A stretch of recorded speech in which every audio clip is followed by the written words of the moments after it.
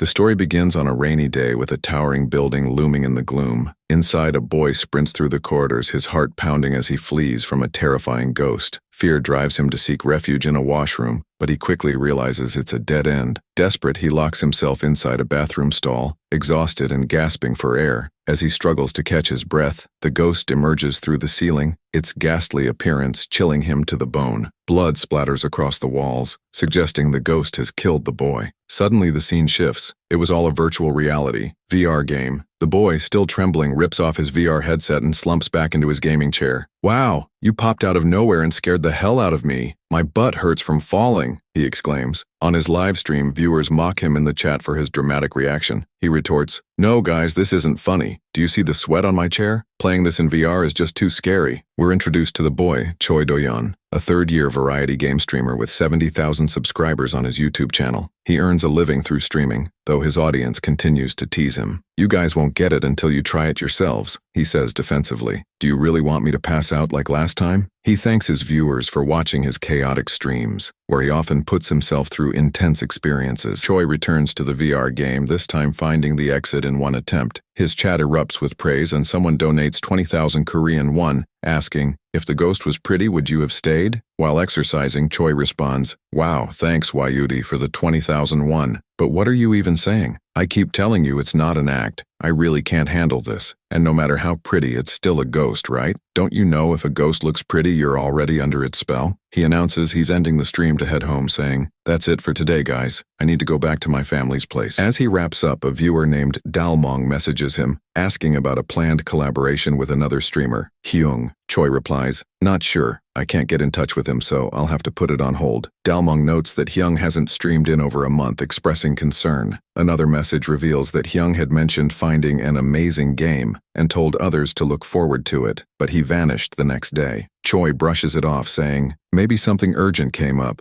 I was planning to visit his house on my way home anyway. I'll take a break until tomorrow and update you guys." Choi tries calling Hyung, but the number is switched off, heightening his worry. Is something really wrong? Should we report this to the police? He wonders. His mother calls and he reassures her, "I was just about to leave. I told you I'm leaving at night because of the broadcast. Even if I leave during the day, I'll just get stuck in traffic and stress out. Do you think I'm a kid? I can take care of myself. I'll arrive at dawn, so don't wait up. Just go to sleep. I'll say goodbye to everyone before I leave. It takes about an hour to get there." At a rest stop, Choi emerges from the washroom muttering, "I almost died holding it in." Checking his phone, he sees a message from Hyung containing a link. He tries calling again, but the number is still off. This guy, if you were worried, you could have at least called. Did he seriously just send a link and not turn his phone on? Clicking the link, Choi discovers a game called Dugun Dugun Ghost Love, which he's never seen before. The game's description reads, "Ghosts who remain in the world with lingering attachments, conquer them with love and help them pass on peacefully." Choi recalls Hyung's message about an insanely good game before his disappearance. Skeptical but curious, he says, "No way he got ghosted because of a game, right?" This Hyung always finds the weirdest stuff. As he installs the game, a lightning strike startles him. "Damn, what's with this sudden thunder out of nowhere?" he exclaims. His phone shows the game has installed, displaying a warning.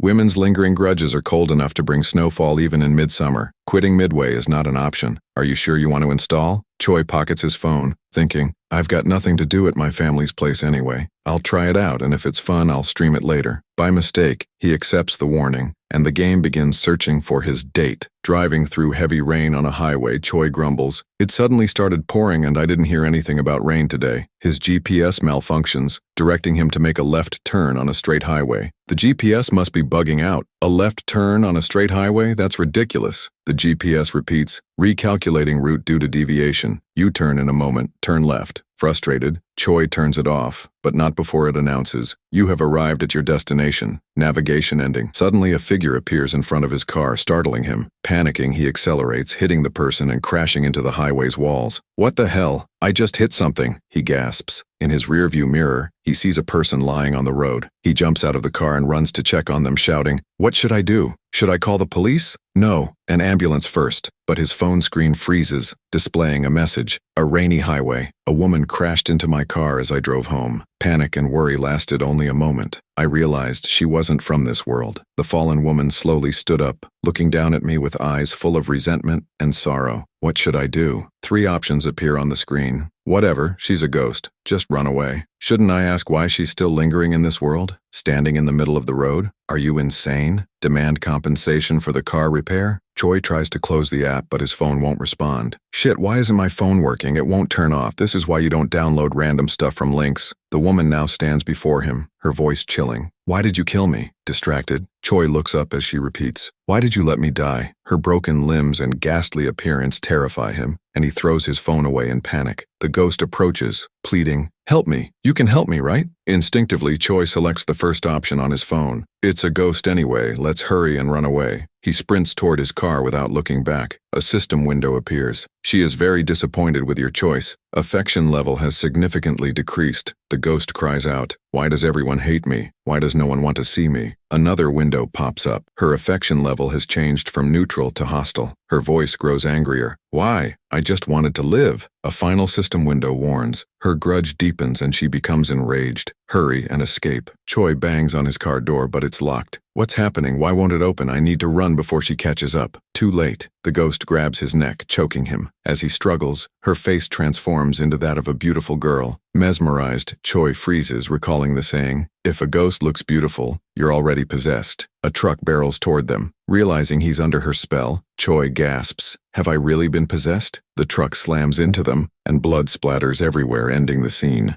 The scene shifts back to the parking area at the rest stop, where Choi Do-yeon lies on the ground, his eyes wide with terror and confusion. My bones feel like they're shattering, and my insides are twisting, he gasps, recalling the unbearable pain of lying dead on the highway after the truck collision. An old man approaches concerned and asks, are you okay, boy? But Choi, overwhelmed and disoriented, pushes him away, his breathing heavy, and his eyes darkened with fear. Onlookers whisper among themselves, some muttering, what's wrong with that guy? While others caution, these days, helping strangers just gets you into trouble. Glancing at his phone, Choi mutters, I'm back at the rest stop. I was definitely on the highway. Am I dreaming? A notification flashes on his screen. Choi Do-yeon, you have died. Restarting from the last save point. 2 more notifications appear. There is an ongoing date. If you do not wish to continue the date with her, please leave the area. His breathing quickens as he exclaims, what is all this? A date? His phone displays his profile, showing he has 9 lives left out of 10, styled like a modern video game. The old man tries again. Student, you don't look well. Are you okay? Without responding, Choi bolts to his car and speeds back onto the highway. This can't be happening, he tells himself. I'm just seeing things. There's no way ghosts exist just because I installed a game. I've been sleep deprived from streaming and editing. If I get home and rest, everything will go back to normal. But his dashboard lights up with another notification. Rerouting due to deviation from the route. In a moment, turn left. Fear grips him as the same scenario from before unfolds. The ghost appears on the highway again, but this time, Choi slams on the brakes, stopping just short of hitting her. Why is this happening to me? He cries. I've just been playing games and streaming in my room. I haven't done anything to make enemies. The ghost stands motionless in front of his car. Furious, Choi shouts from inside, is this really happening just because I installed one game? What the hell am I supposed to do? At least give me some explanation. His phone rings, and a new notification appears. As I struggled between dreams and reality, she appeared before me again for the second time. Choi thinks to himself, it'll be fine. I've played visual novels on my stream before. There's always one common rule. Pick the best choice to raise the character's affection level. If I build enough affection, I should be safe. 4 options appear on his phone. So he's already dead. Carefully turn the car around and escape. B. Do you want to die again? Get out of the car and yell in anger. C. Offer to drive her home. D. Ask what she's doing here and find out her situation. Sweating profusely, Choi mutters, even if I pick the safest choice, I'll just get an average outcome. Calming himself, he says, don't panic, Choi. Since it's come to this, let's just get it over with. The ghost, now inside his car, speaks in a chilling tone. Why are you turning away? Why do I have to be the only one suffering? Choi trembles as she bangs on the car window, crying, this is unfair. Trying to steady himself, he thinks, it's just a game. You pick a choice and it's fine, Choi Do-yeon. Stepping out of the car, Choi nervously offers the ghost an umbrella in the pouring rain. I'm just saying this in case. I'm really not a suspicious person, okay? I don't know what's going on, but I want to help. Want to go for a drive together? I'll take you home. He selects option C, offering to drive her home. Silence follows, amplifying his nervousness. In his mind, he panics. I'm so scared I just want to run away right now. The ghost remains quiet, and Choi thinks, at least say something. Why are you just staring? Was that the wrong choice? She didn't kill me, so maybe it's fine. The ghost turns and approaches him, whispering softly, can you see me? Choi, startled, stammers, yeah, I can see you. Suddenly she hugs him, and they both collapse to the ground. She sobs, clinging to him. Please, I beg you, don't leave me behind. I don't want this anymore. Confused, Choi watches as her appearance shifts into that of a cute girl, still crying. A notification appears. Your choice has slightly increased her favorability. Her condition stabilizes. Choi, now slightly relieved by her transformed appearance, wonders, what kind of story does she have to be crying so sorrowfully? What could have happened to make her like this? Helping her up, Choi says, I'm completely drenched. At this rate, I might die from hypothermia. Could you step aside for a moment? The scene shifts, and they're both inside his car. Choi notices she's still crying. He thinks, somehow I got her in the car, but now it's like a free date. If this were a dating sim, there'd at least be choices. This is just abandonment. What am I supposed to do now? Glancing at his dashboard mirror, he spots the truck that killed him before. That's the one that hit me at the start, he thinks. First, I'll take her somewhere safe. Once she calms down, we can talk. Noticing her side door isn't closed properly, Choi says, the door on your side isn't shut, let me take care of it real quick. As he leans over to close it, he slips and falls onto her lap. Panicked, he looks up and sees she's equally frightened. Choi thought this wasn't just a simple mistake he had made. Then the ghost said, was this why I was brought here? This scared Choi even more, and in a hurry he blurted out, no, that's impossible. It was really an accident. Please believe me. The door wasn't closing properly, so I tried to fix it, but deep in his mind he was sure he was going to die now. He quickly changed the topic. We can't just block the road. I thought the ghost couldn't close the door alone, so I tried to help. I really didn't have any bad intentions. I don't even have the guts for that. I'm a completely harmless person. Back in school, my nickname was Shut-In Gamer. Choi noticed the ghost was trembling. That's when he apologized for his mistake. Then he suggested driving the car so they could stop at the nearest rest station ahead. It was dangerous to stop in the middle of the highway. The ghost looked toward Choi. Choi looked toward her with a scared expression. Their eyes locked, but Choi quickly looked away and said, well, if you don't want to, I guess it's fine too. Surprisingly, the ghost started to laugh. This confused Choi even more. She said, sorry, I guess I laughed because I felt relieved. I was worried the first person I met might be a weirdo. She thanked him for giving her a ride. She also introduced herself, saying her name was Ha-yeon, and asked about his name. Choi introduced himself. I am Choi Do-yeon. Then they both left the highway. Yeon thanked Choi for offering her a ride while he must be busy, but Choi comforted her by saying, no, it's fine. It's just a slight detour, that's all. Then she said, it feels strange. I never thought I would get another chance to talk to someone like this again. Honestly, I had already given up all hopes. Choi asked her, if you don't mind, could you tell me what happened? Why were you on this road? What were you doing here? If it's too difficult to talk about, you don't have to. I was just asking because I'm curious. After hearing this, Yeon became sad and said, I also don't know either. She just remembered that she was dragged away by a man she had never seen before, and when she opened her eyes, she was already on the highway. At first, she didn't even realize she was dead. She thought she was just lucky to have survived. Fearing she might run into that man again, she hurriedly ran along the road, but as time passed, she started to notice something was off. No matter how much she called for help, people just passed by her. Even after walking for days, the road never seemed to end. That's when she realized she had died back then and couldn't leave this place. She was all alone. Then she broke into tears and said, when I first spoke to you, I couldn't believe it. Wiping her tears, she said sorry to him and continued, it's been so long since I talked to someone that I must have embarrassed myself. Just thinking of meeting her family made her tear up. She thanked Choi for doing her a favor, but Choi was confused, thinking what he should say to comfort her even just a little. Then Choi asked Yeon, what if your family can't see you? For which Yeon said, then would you mind if I stay a little longer? She continued, if you look that shocked, it makes me feel a little embarrassed. Could you at least deliver my final message to them? Choi's eyes widened as he heard this, and he understood the situation fully. He agreed to deliver her message to her family. Then bright sunlight fell on their car, showing the night was over. Choi wondered to himself, is this person really just a character in a game? He had so many questions to ask, but right now, he couldn't. At least he truly wished she could meet her family. Suddenly, a pop-up window appeared on his smartphone.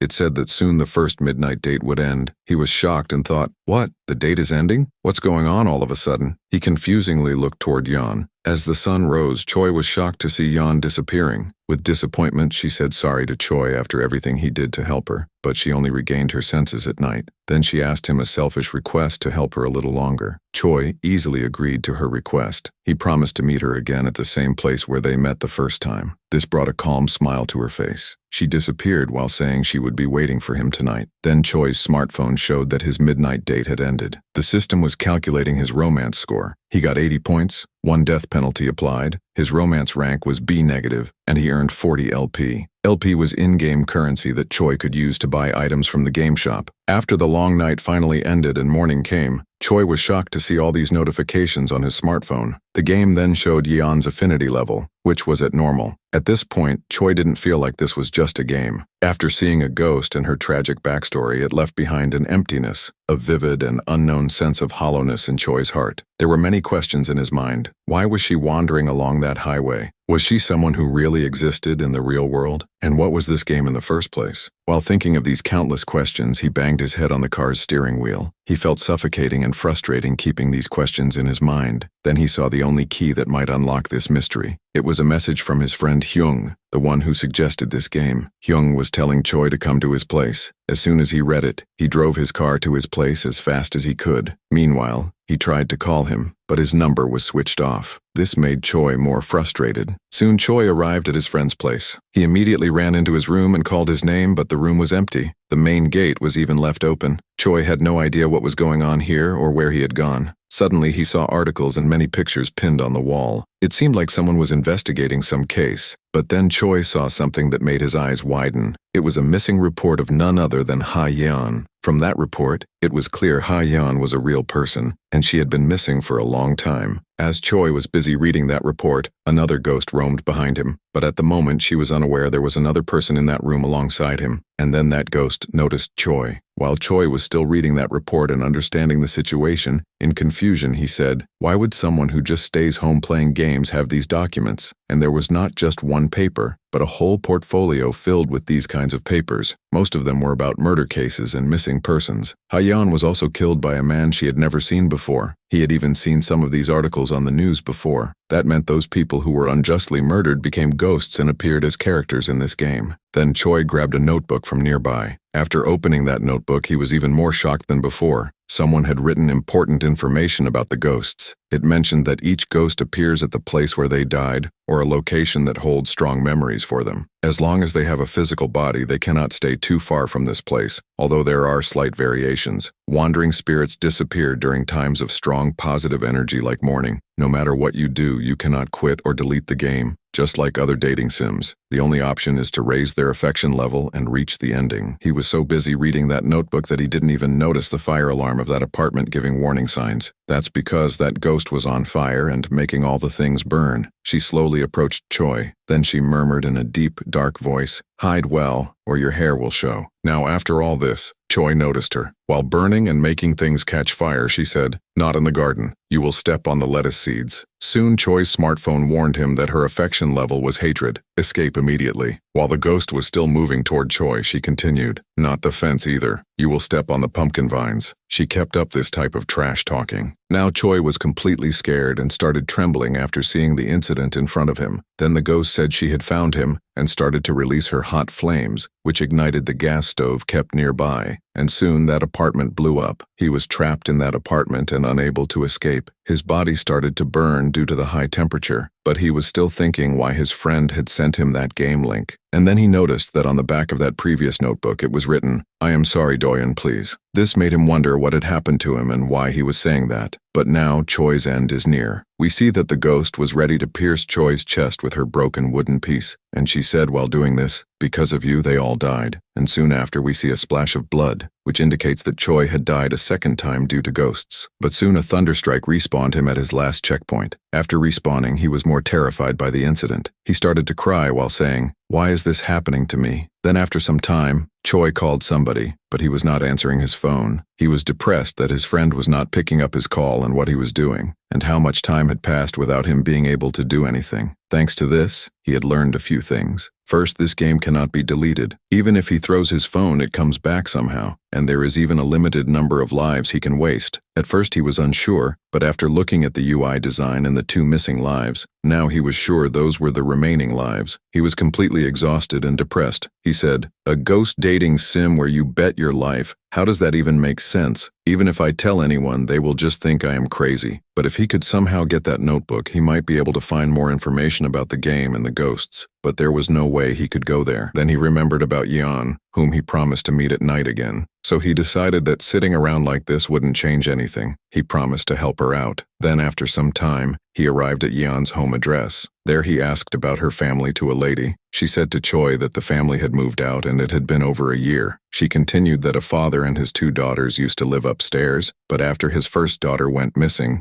they eventually left this place. Then Choi asked her if she happened to know where they moved to, or maybe the contact information, but she clearly denied it by saying she didn't know anything, and she was not sure why he was looking for them, but it was better if he didn't, because they finally got their life together and decided to start fresh with their younger daughter. Then Choi, in an upset mood, left that locality while thinking that these residents didn't know that Ha-yeon was dead, and now, other than moving out from here, he had no options left. What should he do next? Coming here was meaningless for him. Ha-yeon could move only at night. That's why Choi thought if he met her family, he might be able to take her to them somehow. Then Choi's mom called him, to whom Choi said something more important came up, so he didn't think he could make it today. Upon hearing this, his mom shouted at him on the phone. She said, "What? You promised me? Are you just going to keep avoiding this? Your brother has already arrived and Dad is coming later too." Then suddenly Choi noticed a missing banner of Ha-yeon posted on a nearby pole. That's why he hung up on his mom's call, saying something urgent came up. He would call her back later. Then he took out that poster and started to connect the dots from the information he got from the notebook. In the notebook, it was mentioned that wandering spirits disappear in the morning, but the ghost that appeared in his friend's house showed up during the day. And here, the residents didn't seem to know that Ha-yeon was dead. Then if her body was found, would Ha-yeon be able to move freely? So he decided it was best to meet Ha-yeon and ask her directly, and if he found the body, he would contact her family. But in his car, he felt sleepy as he had been busy with Yeon at night, so he decided to take a nap till dark. And here, at night in the middle of the highway, Yeon was waiting for Choi. She was eagerly looking toward every car passing by her, hoping one of them was Choi, but none of the cars stopped for her. She was a little bit sad, but she said it was okay because he promised to meet her later. And now, not much time had passed. Let's not rush. He would be here soon. But as time passed, many cars moved from that highway and rain also started. There were no signs of Choi. Yeon was upset and sitting at the corner. But then someone asked, "Are you okay?" Yeon looked up with her crying face. It was Choi who said sorry, as he was late. He only meant to take a short nap, but he didn't hear his alarm and he slept for a long time. Then Ha-yeon came near him and said, "I thought you weren't coming," and their midnight date started. Choi apologized to her, saying that from next time he would come earlier. Then they both drove in the car, where Choi asked her why she was standing like that, for which she said she was so embarrassed that she wanted to crawl into a hole. Then Choi told her that he went to her house today. And upon hearing this, Yeon got excited and asked about her family. She asked whether by any chance they talked about her, but Choi was hesitant to say anything. But then he finally told her that he heard they moved a year ago. Someone else was living in that house now. This made Yeon's heart feel like it broke, and then she said sorry for making him go there for nothing. Then Choi suggested that they should go to a nearby convenience store and talk there, for which Yeon also agreed. He then continued that they could try contacting her parents directly, and if that didn't work, they could report it to the police. They should at least try everything they could, and he also assured her with a calm smile that he would help her. Then in curiosity, Yeon asked him, "Why are you helping me so much? I have nothing to give you in return. You could just ignore me also." For which Choi thought that if he could delete that game, he would have done it very early. But in reality, he was not able to do that. But before he could say anything, the game again showed a pop-up window, and upon reading that, he became scared again. The question just asked by Yeon was considered a sudden question in the game, so the game had given 2 options to Choi to reply to her. First option was, "Because you are my type."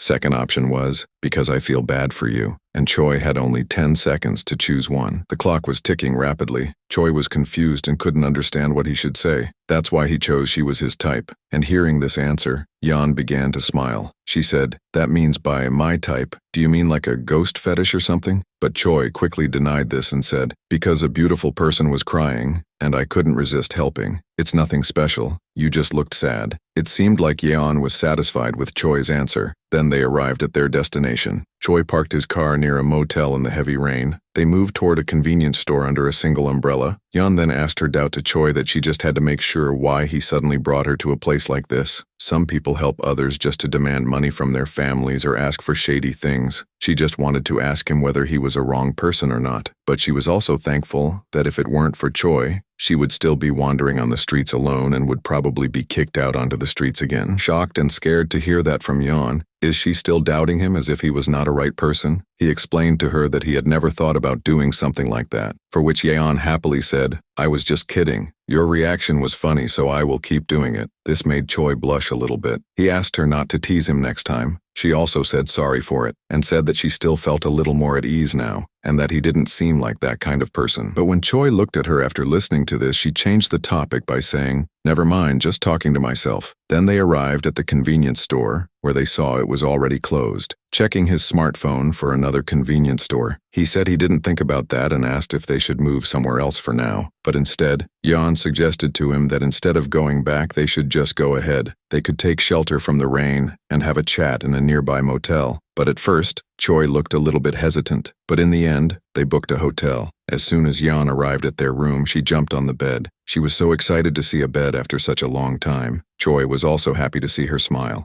Then Choi said, "Did you come here just for the bed?" For which Yeon replied, "You should try living alone on asphalt every day. Do you know how much I miss this bed?" There, all I could see was an endless highway and the loud cries of deer. And yet, the thing I missed the most was this bed. Then she also asked Choi to lie down there, but while blushing, he denied it, saying, "Can you not say things that could be misunderstood?" But she insisted by saying the bed was really soft. Then he shared the information he learned at his friend's house. He said that ghosts with bodies left behind tend to linger where they died, and then they disappear when the sun rises. He also showed her the flyer of her which he found at her address. He told her that he found this flyer when he visited her house, and even the residents said she went missing 2 years ago. Even when he called the missing person center, they said she was still considered missing, that's why. Can you tell me what happened? After hearing these, Yeon's heart froze. She couldn't say anything for a moment, but then she replied that honestly she didn't really know either. Then we see her past, where she explained that that day she was heading home after finishing her part-time job as usual. Then certainly a speedy car hit her, and when she barely regained her consciousness back, it was after the accident had already happened. But she saw a man staggering as if drunk, get out of the car and make a phone call to someone. Then when he saw that she was still alive, he slowly approached her and strangled her until she passed out. In the present, Yeon was frightened to remember her past. Then she continued that after she passed out, he put her in his car and took her somewhere else. She also noticed that man had a rose tattoo on the back of his hand, and outside the car, she could only see an abandoned warehouse and some container boxes. Other than this, she couldn't remember anything. Then Choi said it was okay, this was enough information, and she should not force herself to remember. And by any chance, did she know that person? For which Yeon replied no and said that it was someone she had never seen before. Choi then thought that this was a clear case of a drink-and-drive accident, and out of fear of punishment, he impulsively disposed of the body. Then Choi made a plan where they first check satellite maps for abandoned warehouses, and if they could pinpoint a location to some extent, they might be able to find Yeon's body. He promised her that they would catch that criminal together, and a murderer should pay for their crimes for sure. Then Choi suggested that if her family helped, he thought things would go much more smoothly. Did she happen to remember their contact information, as it wasn't written on that missing person poster? But she said with a sad look that a lot of time had passed. What if her family had stopped looking for her? What if she only made them suffer more? But Choi assured her that her family went through so much trying to find her,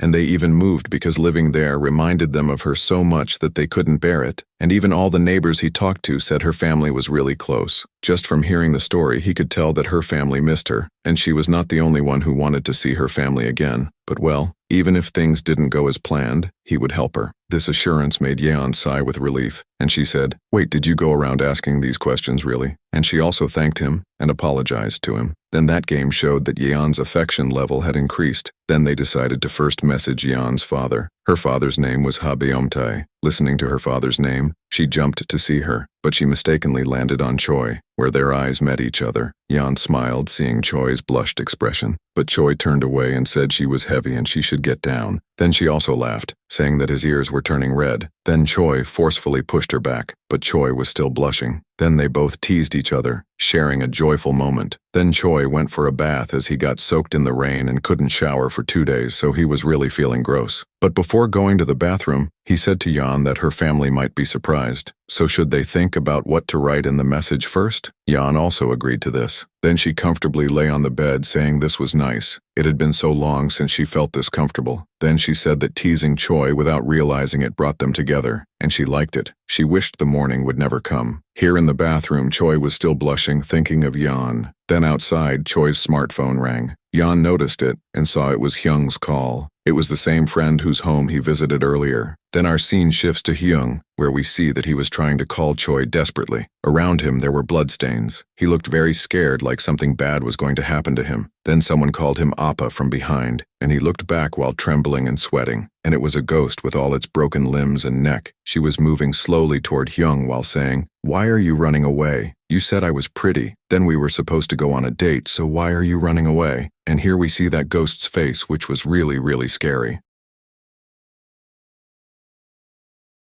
Our scene shifts back to Choi's hotel. Now Choi is trying to call his friend back, but he is not picking up his phone now. Seeing Choi worried, Yeon says, "It must have been an important call. Should I have told you earlier?" But Choi casually denied it, saying, "It's okay, if nothing's wrong, they will call back eventually." But in his mind, Choi was a little bit worried about that. Then they both went for sleep while switching off the room light. Here Yeon worriedly asked Choi, "Is it really okay even if I sleep on the bed and you lie on the ground?" For which Choi said to her that it was okay since he sat for long periods. That's why he sometimes slept on the floor when his back hurt. After hearing this, Yeon went to sleep. While lying on the bed, she said, "If it's okay, can I ask something about you? What kind of work do you do, and when did you start seeing ghosts? You said you were on your way to your family home. Is your family a shaman lineage?" But Choi denied this and said that he was a game streamer, and he grew up with no connection to that world at all. "You were actually the first dead person I have ever seen." She then asked, "So you suddenly started seeing them? So I am your first." She then requested Choi that she wanted to visit his apartment. She was curious about how he did his broadcasts, but Choi said that it was a small and messy apartment, so it was kind of embarrassing, and this made her want to go even more. Then he told her that once her case was over, he would invite her over there. Now through the window we see that the sun is also rising slowly. She then said, "This will be my first time visiting a guy's place," and then her body started to disintegrate. Last time before going, "Can I ask one more thing?" Choi eagerly said, "Yes, you can." She said, "Maybe we can go tomorrow." But before she could complete her sentence, she disappeared from her place. Choi also saw that it was her time to go, so he couldn't do anything. Then he checked his smartphone, where a pop-up window showed that the midnight date had ended and the romance score was being calculated. While his romance score was calculated, he patiently waited to see his score. This time he got a negative in romance rank and gained 60 LP points.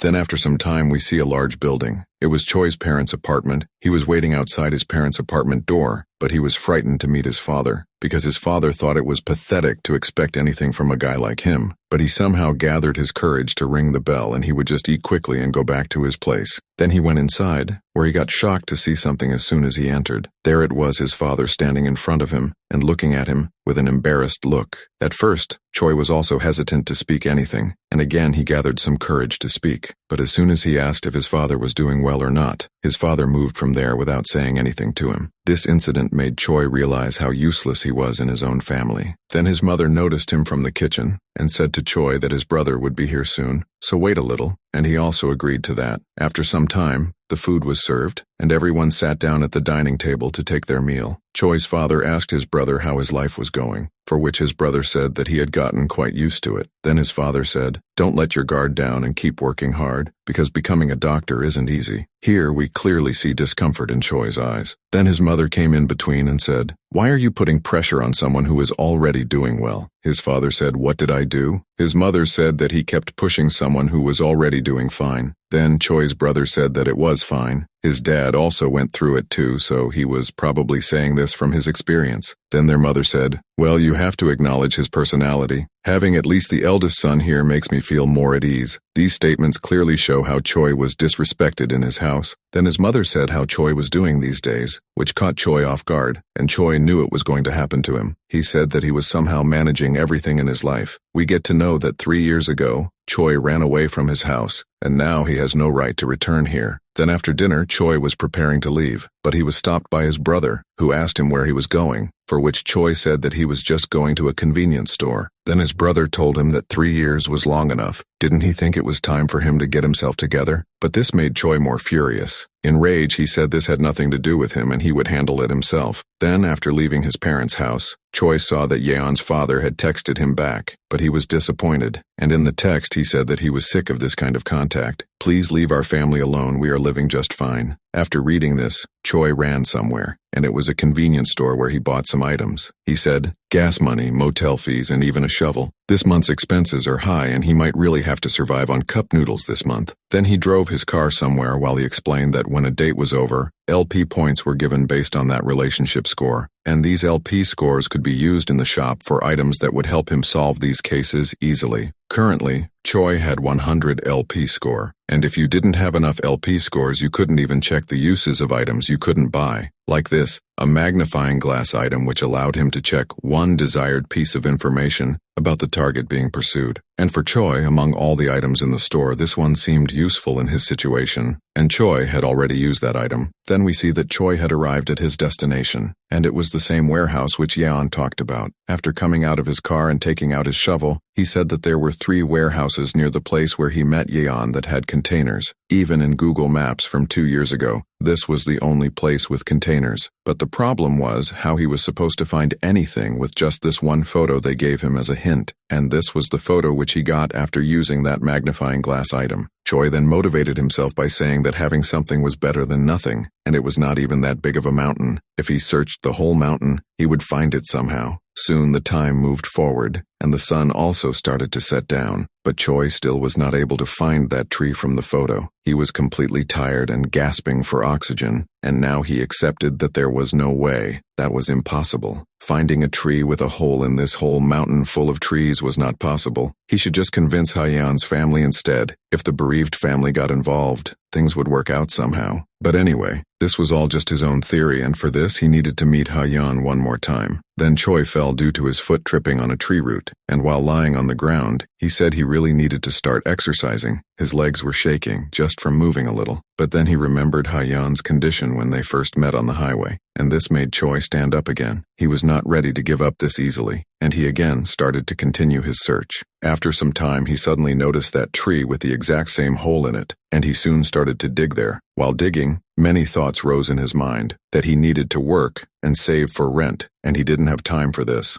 And why was he doing all this for someone he met for the first time 2 days ago? There must be a way so that he could delete that game. Then while digging, Choi noticed something and he started to dig it with his hand. And the more he dug, the more he got frightened and scared. He started to sweat like hell. And then we see the reason why Choi was shocked. It was a dead person's skeleton, and its appearance matched Hayeon. As he was inspecting that skeleton, someone from behind called his name. Choi also looked toward the sound, and then we see that it was Hayeon's voice. Here Choi notices that Hayeon's appearance has changed a little bit. Yeon sees that Choi's clothes are muddy and dirty, so she asked Choi, "You are the only one who looks like something happened. You are in a mess. What happened to you?" Saying this, Yeon goes near Choi, but he tries to stop her from going near that skeleton. He tried to cover it up, but Yeon somehow sees it. She sees her own skeleton half coming out from the ground, and before Choi could explain anything to her, she says, "I thought so you were the one who found me." It was strange. Usually she woke up in the forest next to the road, but this was the first time she had woken up here, so she was confused. But instead of getting angry, Yeon smiles and says, "It's okay, I was aware that I was there. There's no need to worry." Here Choi was about to cry, but Yeon comforts him by saying, "It's not your fault. Why are you crying? It only hurts my heart more, you know." Choi here feels that he is so powerless that he can't help someone. After some time, we see that police arrive at the place and start their investigation, and some police are interrogating Choi. Then someone from behind says, "Are you the first person who reported this?" It was a detective who introduces himself as Han Young-cheol from the Violent Crimes Unit. He would like to hear more details from Choi for this. That's why he needs to ask a few questions. He says that he just came back from the scene and he has a lot of questions to ask. Choi gets frightened to hear this. That detective says, "I heard that you were passing by and saw some strange large marks, so you decided to dig it up just in case, and there was a body found by you. He then continues, due to my profession, it is a little hard to believe you, and it's hard to call it a coincidence since you even bought a shovel separately. So why did you come to the mountain with a shovel at this late hour? Choi completely gets scared with these questions, as all the statements point that he is the main culprit, and he doesn't want to ruin his life on this case. Then the detective says that this investigation will be done separately at the station, so this is just a simple curiosity question. You only dug up the spot where the body was in the wide mountain. Honestly, it's a bit questionable, isn't it? He asks. The detective also notices Choi's fist, which was shaking, which simply indicates that he is hiding something. The detective continues, wouldn't it be more convincing if you committed the crime and felt guilty, so you reported it yourself? But Choi says that he has done nothing. He just felt bad for Ha-yeon. Then that detective, as soon as he heard the name Ha-yeon, says that he hasn't identified that body till yet. What did the dead victim tell you, her name too? Choi knew that nobody would believe him if he said that he saw a ghost. What should he do now? Should he show the game to them? No, they would probably think that he is crazy. Yeon was also seeing all this from behind, and she tries to explain to them that Choi is innocent and he really tried to help her. But as soon as she tries to explain that to the detective about the situation, someone from behind came running and shouting that his daughter was here, and that man was none other than Yeon's father. Upon looking at her father after so many years, Yeon's eyes filled with tears. She called him in a low voice, but no one was able to hear that call. His father comes to Choi and says, "You were the young man, right? The one who contacted me." Then we see in the past that when his father rejected Choi's message, Choi contacted him by saying that he found Ha-yeon's body. He also expressed that it was hard to believe, but he requested him to bear with him just for once, as Ha-yeon also wanted to see her father. That's why that man came to meet his daughter. He directly grabbed Choi's collar and demanded, "Where is my daughter Yeon?" Then he tells her father that Ha-yeon is right here next to him. But then that detective comes in between them and says, "Hello, sir. I am Detective Han Young-cheol from the Violent Crimes Unit. I don't know how the person who reported this contacted you, but the victim's identity hasn't been confirmed yet, so I am sorry. But unless you are a related party, access to the crime scene is restricted." Then Choi sees depressed Ha-yeon, who is trying to make her father believe that she was here. She tries to pull his shirt from behind, but Yeon can't interact with physical objects. She tries to call him repetitively, but it has no effect on him. Then she expressed her grudge, which was built up in her heart in these 2 years. She says she walked alone for 2 years because she thought that her family must be looking for her. Even though she was dead, she couldn't die. Now she started to lose her control. She says, "If even my dad can't see me, what should I do now? I don't want to be left alone again." She started to cry with blood tears. Choi's smartphone pop-up window shows that her lingering attachment grows stronger. Then Choi comes in between and says that his daughter is still here in this spot, which somehow controls Ha-yeon's anger. He says to the detective, "You asked me, didn't you, if the dead victim told me or not? Now I answer you. One day, while I was driving on the highway, a bloody, disheveled woman blocked my car. Turns out that woman was dead. And this is the first time I have been in a situation like this, so I was very terrified. I have never seen anything like a ghost in my life before. I tried to run away instead of helping, but she was crying. She said at that time that she needed help, and don't leave me alone." Her name was Ha-yeon. We see that, including the detective, Ha-yeon's father and Yeon herself were listening to this information carefully. He then continues that he wanted to help Ha-yeon, so he came all the way here. "I don't know what to say to make you believe me, but it seems I can see those people." Then the detective tries to say something, but Yeon's father interrupts him, asking Choi if his daughter was still here, for which he says yes and points in the direction where she was standing. Then for a moment, her father became silent. He then goes to his car, saying he will be right back. And after that he brings a doll, giving it to Choi. He says that it was a doll Yeon really loved. Even after she grew up, she couldn't sleep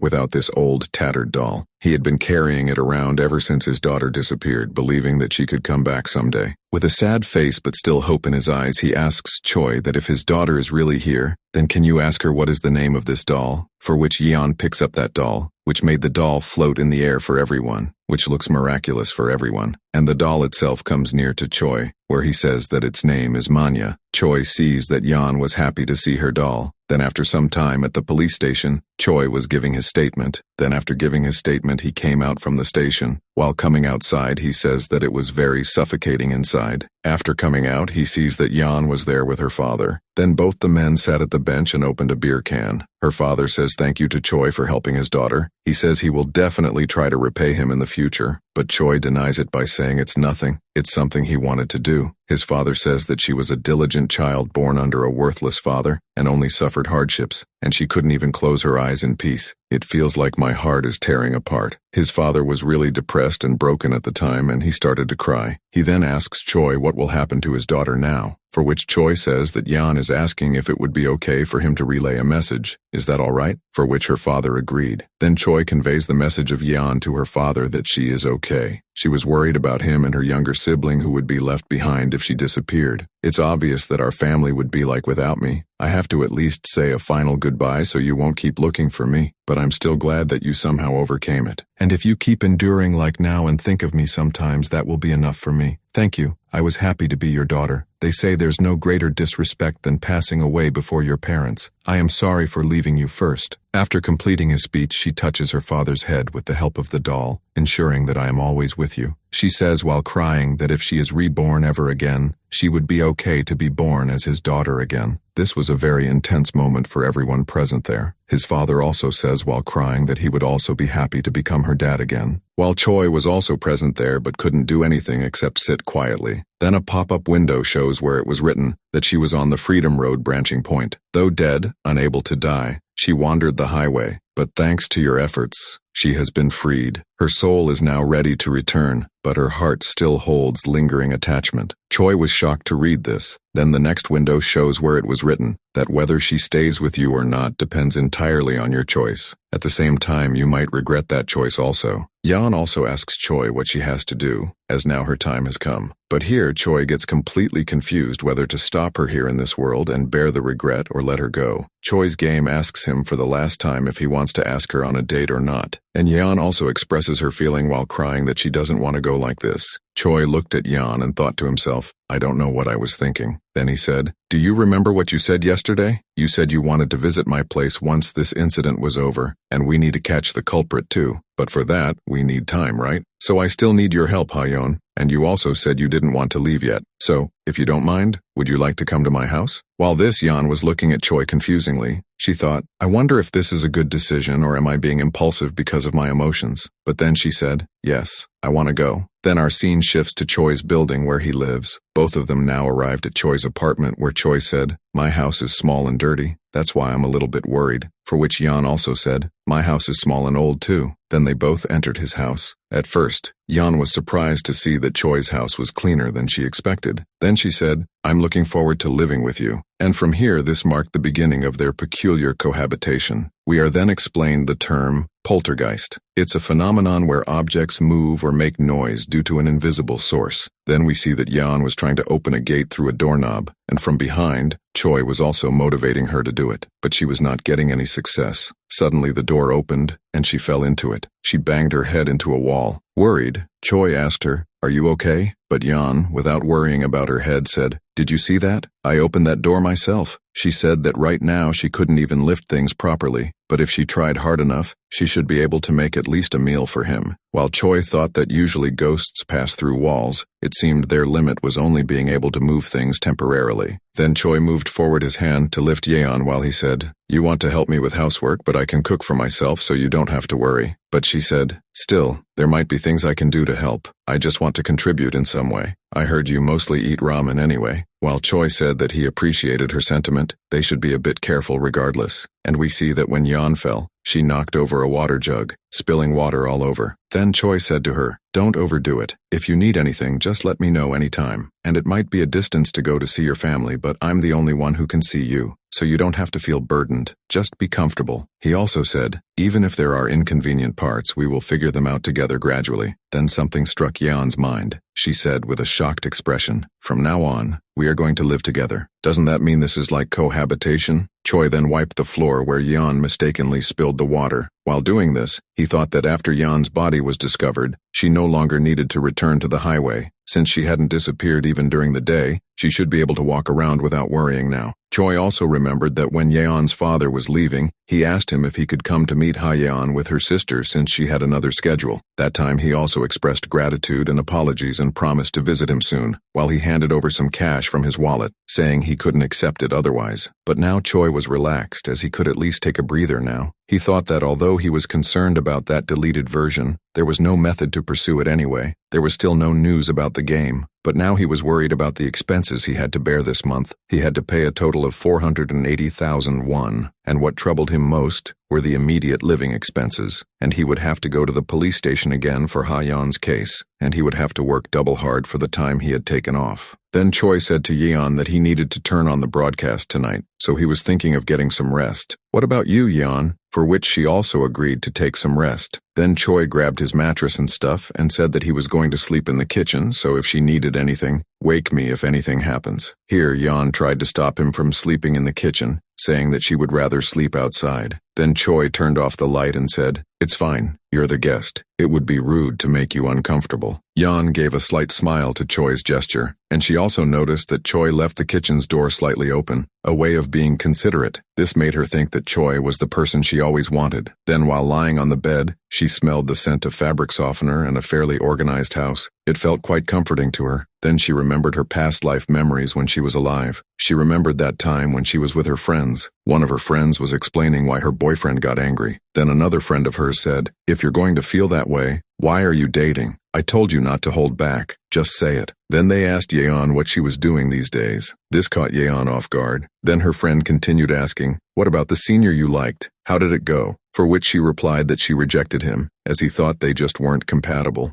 Upon hearing this, both her friends got shocked and asked why she had done this. They heard that that guy was super good looking, for which Yeon replied that she still had to study, and she didn't have time because of her part-time job. Plus her younger sister was going to elementary school now, so she needed to get a scholarship. But her friend said that was a waste. "This is the prettiest time, so you should live life doing things you want to do." But it wasn't like Yeon didn't want to do these things. There were many things she wanted to do. Just like everyone else, she wanted to date and travel, so she made a bucket list of things she wanted to do and kept it safe whenever she got time in her part-time job. She believed that if she worked hard and refined herself, someday her effort would shine. At present, while sleeping, she said that she should have tried everything, just as the kid said, as now it really felt pointless. Then she noticed something on Choi's cupboard. It was Choi's graduation album. Then she went where Choi was sleeping peacefully. She sat beside him and thought that he was the only one who could see her, and took her away from that highway. Then again we see her past, where her friend asked, "So what kind of guy do you prefer?" For which she said, "Maybe a bit of a nerdy guy. Someone who doesn't have female friends around, has decent muscles, doesn't know how to dress up but looks good when he does, is innocent but not stupid, and he is kind only to me. Someone who is gentle and someone I can lean on." After hearing her demand, one of her friends said, "Does a guy like this even exist?" Another one said, "It will be easier to find a unicorn." For which Yeon said, "Is that so? But I will still like pure-hearted people." While patting Choi's head, she said that she found one. She also said that Choi looked better with his bangs up. She thanked him for saving her. She said she felt bad for only being a burden and receiving help and not being able to do much for him. Then she lay down beside Choi. She said that if she were an ordinary person, she would have repaid him somehow. Then in sleep, Choi grabbed Yeon's back and made her come near. She was super nervous to feel this. She tried to wake up Choi, but he was deep in sleep, and when she tried to go from there, Choi grabbed her hand while whispering, "Don't leave me, Hyo-jung." Here Yeon got shocked and jealous upon hearing another woman's name from Choi's mouth.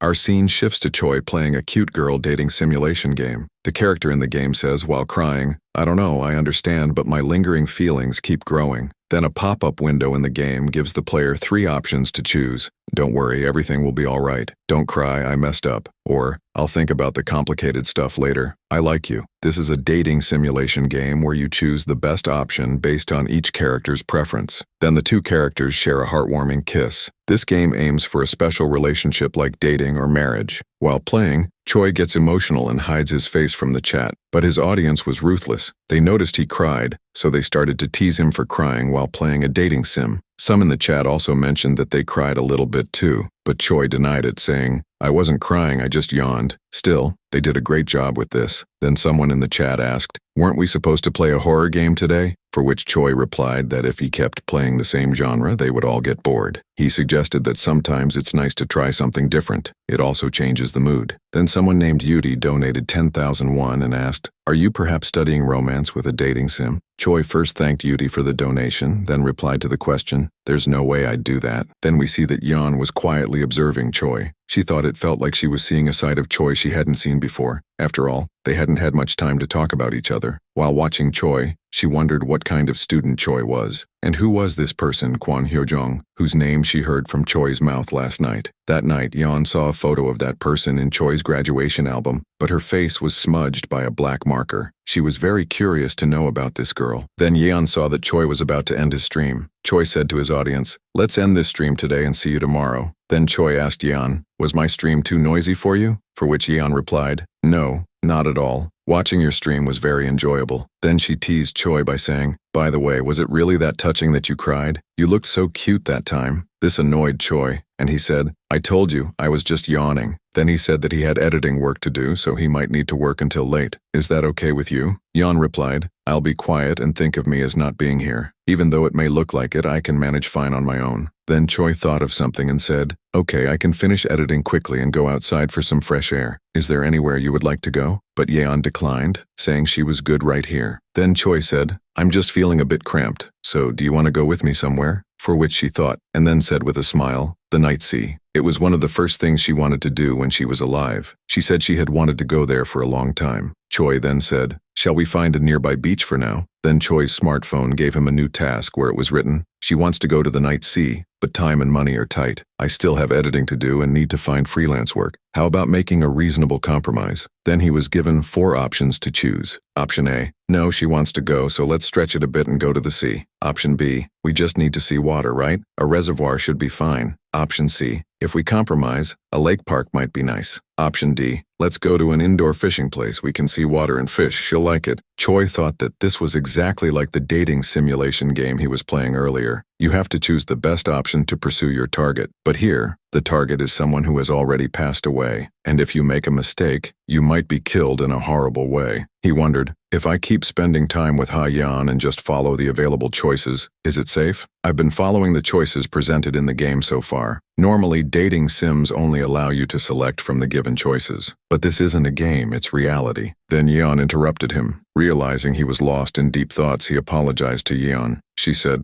"What's wrong? You looked troubled." Choi replied, "I was just thinking about where to go. If we're going, it's better to look it up first, right?" Yeon said, "I'm glad it's nothing serious." Then Choi tried to say something that wasn't in the options, but when he was about to speak, his mouth slipped, and he said, "It's a bit overwhelming to go all the way to the sea. What if we just see some water nearby? Let's settle for the nearby reservoir." He got shocked as he wasn't going to choose that option. He thought, "What's wrong? Did my mouth run away again?" The game showed that if he chose something outside the options, it would get re-evaluated, and the next option would incur a penalty. Here Yeon said, "The reservoir is good," but in her mind, she was upset as she wanted to go to the beach. Choi's game showed that her affection level slightly decreased. Then, after some time, they both arrived at the reservoir. Yeon was happy and excited to see this. She said, "It's pretty, and it turned out better than I expected." Then Choi said, "I'm glad to hear that, but I'm sorry it's not the beach." But Yeon said, "No, this is great. Just being here is good. I feel bad for taking your time when you're busy." Then she said, "Still, since we're here, shall we walk a bit further?" Choi agreed to this, but in his mind he thought, "I'm glad everything is okay after all. I tried to say something that wasn't in the options, and now I know that not choosing an option made words slip out. Is this really a game?" He wondered what would happen to Ha-yeon when the game was over. While walking together, Yeon asked Choi, "How old are you, I wonder?" For which Choi replied that he was currently 24. Yeon said, "So you're older than me?" She said that when she died, she was 22, so they were the same age now. She then asked Choi how she should refer to him in this situation. "A friend?" Choi replied, "Maybe it's enough just as we are. It might feel awkward to change things suddenly. And I just realized we don't know much about each other, so can I ask what you used to do, Ha-yeon?" Yeon asked, "What do you think I did?" For which Choi said, "You might be a college student." This made Yeon shocked, so she asked, "How did you know? You're surprisingly astute, you know." For which Choi replied, "Usually our age group would either be students or doing part-time jobs, right?" She then said that she was a top student on a scholarship. Choi joked, "You really don't look like it." This made Yeon angry, and she said, "What do you mean by that?"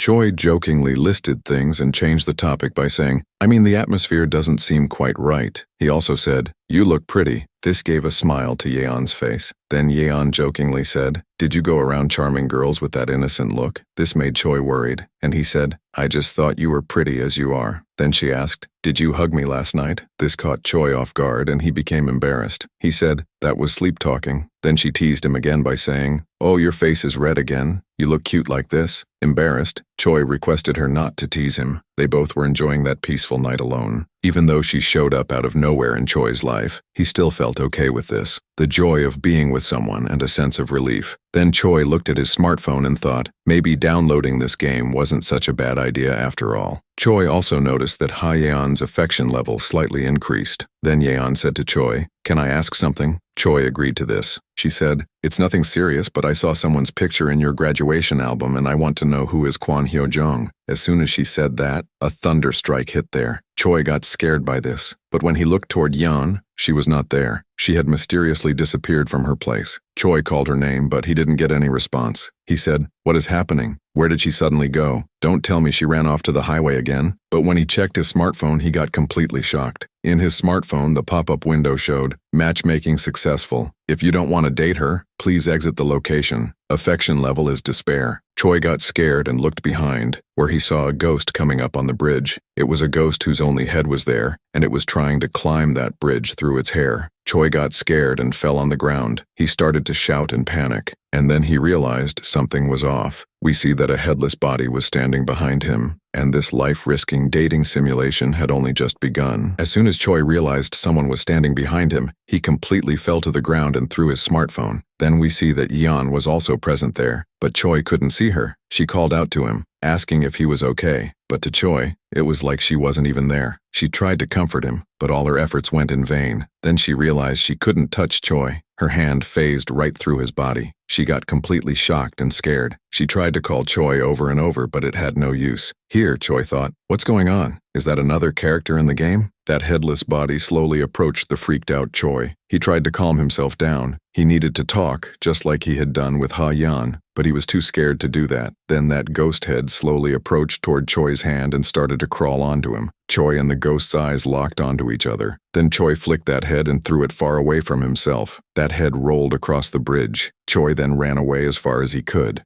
Choi's smartphone showed that he had chosen the runaway option. While running, he thought to himself, this is beyond what I can handle. For a coward like me, that's too much. The game said you could leave if you don't want the date. I don't know where Ha-yeon suddenly disappeared to, but I'll just get out of here and find her later. Then we see the ghost grab Choi's leg with her hair, which made him trip and fall. His smartphone's pop-up window showed that his choice significantly decreased her affection level, and now her affection level changed from despair to hatred. In fear, Choi looked back toward the ghost, who was trying to say something, but her voice wasn't clear. Then his smartphone warned Choi to get out of there immediately. The ghost started to release her hair like tentacles to grab Choi completely. Choi said, "Sorry for my mistake. I'm just so scared. That's why I ran away. Let's calm down." But the ghost didn't listen to Choi and started to pull him into the water. Choi tried to resist, but his strength was weak against the ghost. She ultimately pulled him into the water and they both dove in. Choi understood what he was going to suffer next. In the water, he didn't give up. He tried to untie his leg from the ghost's hair. He was trying hard, but at the same time he was suffering from a lack of oxygen. Slowly he started to drown. Even though he knew he was surrounded by water, his instincts made him breathe and water rushed into his lungs. The pain felt like his throat was going to burst, and a fear left him powerless. Suddenly, his heart was still beating, hoping he could just die quickly. At last, Choi passed out. His smartphone message showed that he died. Then he respawned at that bridge with a thunder strike. Choi was crying in fear. He sat down at his place due to the trauma he got earlier. He wasn't able to recover from it. He thought it might be okay to be with Ha-yeon like this, but the feelings were slowly building up after all. What I went through was, Miun City is a game where you interact with various heroines, each with different personalities. This means that this game also has other characters that can show up anytime. Then that ghost climbed up the bridge again to meet Choi. Filled with tears in his eyes, Choi looked back. The ghost's body was there, surrounding him from two sides. Choi said while grabbing his phone, "Why is this happening to me? I was hit by a car, burnt to death, and now drowned. Is it really wrong to just install a game?" Then his smartphone showed another message. "You were on a date with Ha-yeon when something bizarre suddenly appeared. Upon closer look, it was a human head moving. In a situation you never expected, you froze. Then you ran away without thinking, but you got dragged away and ended up dying this time." It gave Choi 4 new options. Option 1, run away faster than before. Option 2, maybe we can communicate, let's try talking. Option 3, how about hitting it on the head? Option 4, just stay still, doing nothing works half the time. He thought, running away will only lead to dying again without meaning. It's probably better to try to communicate here, right? But which part of the body should I talk to? The head or the body? Do I need to peel off the tape first from her mouth? Choi was completely confused here, so he decided to take it slow for now. He first tried to talk with her gently. He calmly said to the ghost's head, "Excuse me, I'm not a suspicious person. I don't know what the backstory is, but do you need help?" The moment Choi said this, he saw that the ghost started crying, but she was still silent, which made Choi feel awkward and scared. Then the ghost tried to say something, but she couldn't speak properly due to the tape gagged in her mouth. She started violently shaking, trying to explain to Choi about her situation and the suffering she was going through. Choi seemed confused, thinking, what should I do next? Is it okay if I peel off the tape from her mouth? Then he gathered some courage and peeled off her tape. After removing it, he asked, "Are you okay?" After the tape was removed, the ghost started to gasp for air heavily. Then his smartphone showed him another 3 options. Option 1, now it's my chance. Let's run. Option 2, no, wait a bit longer. Option 3, should I try sticking the head back on the neck? But now Choi realized that this was the 3rd time he had died, and he was becoming numb to the fear of dying repeatedly. Both parts of the ghost were standing still, surrounding Choi. Choi then picked up the ghost's head and said, "All right, let me just take a moment." In his mind he thought, what kind of story does this person have that she is in such a state of distress? And why is she wandering around this reservoir? Choi then attached the head to the ghost's body. Due to this, his smartphone showed a message. Your choice significantly increased the affection level. Now her state is stabilized. Choi also noticed that her original face began to appear. He was observing her transformation. She looked very sad and in discomfort. She said while crying to Choi, "Move me out from this place." But then his smartphone showed that the midnight date had concluded. With the first ray of sunlight, the ghost disappeared from her place. Then his smartphone started measuring her romantic score, where he got 80 points and 1 death penalty applied. His romance rank was B-.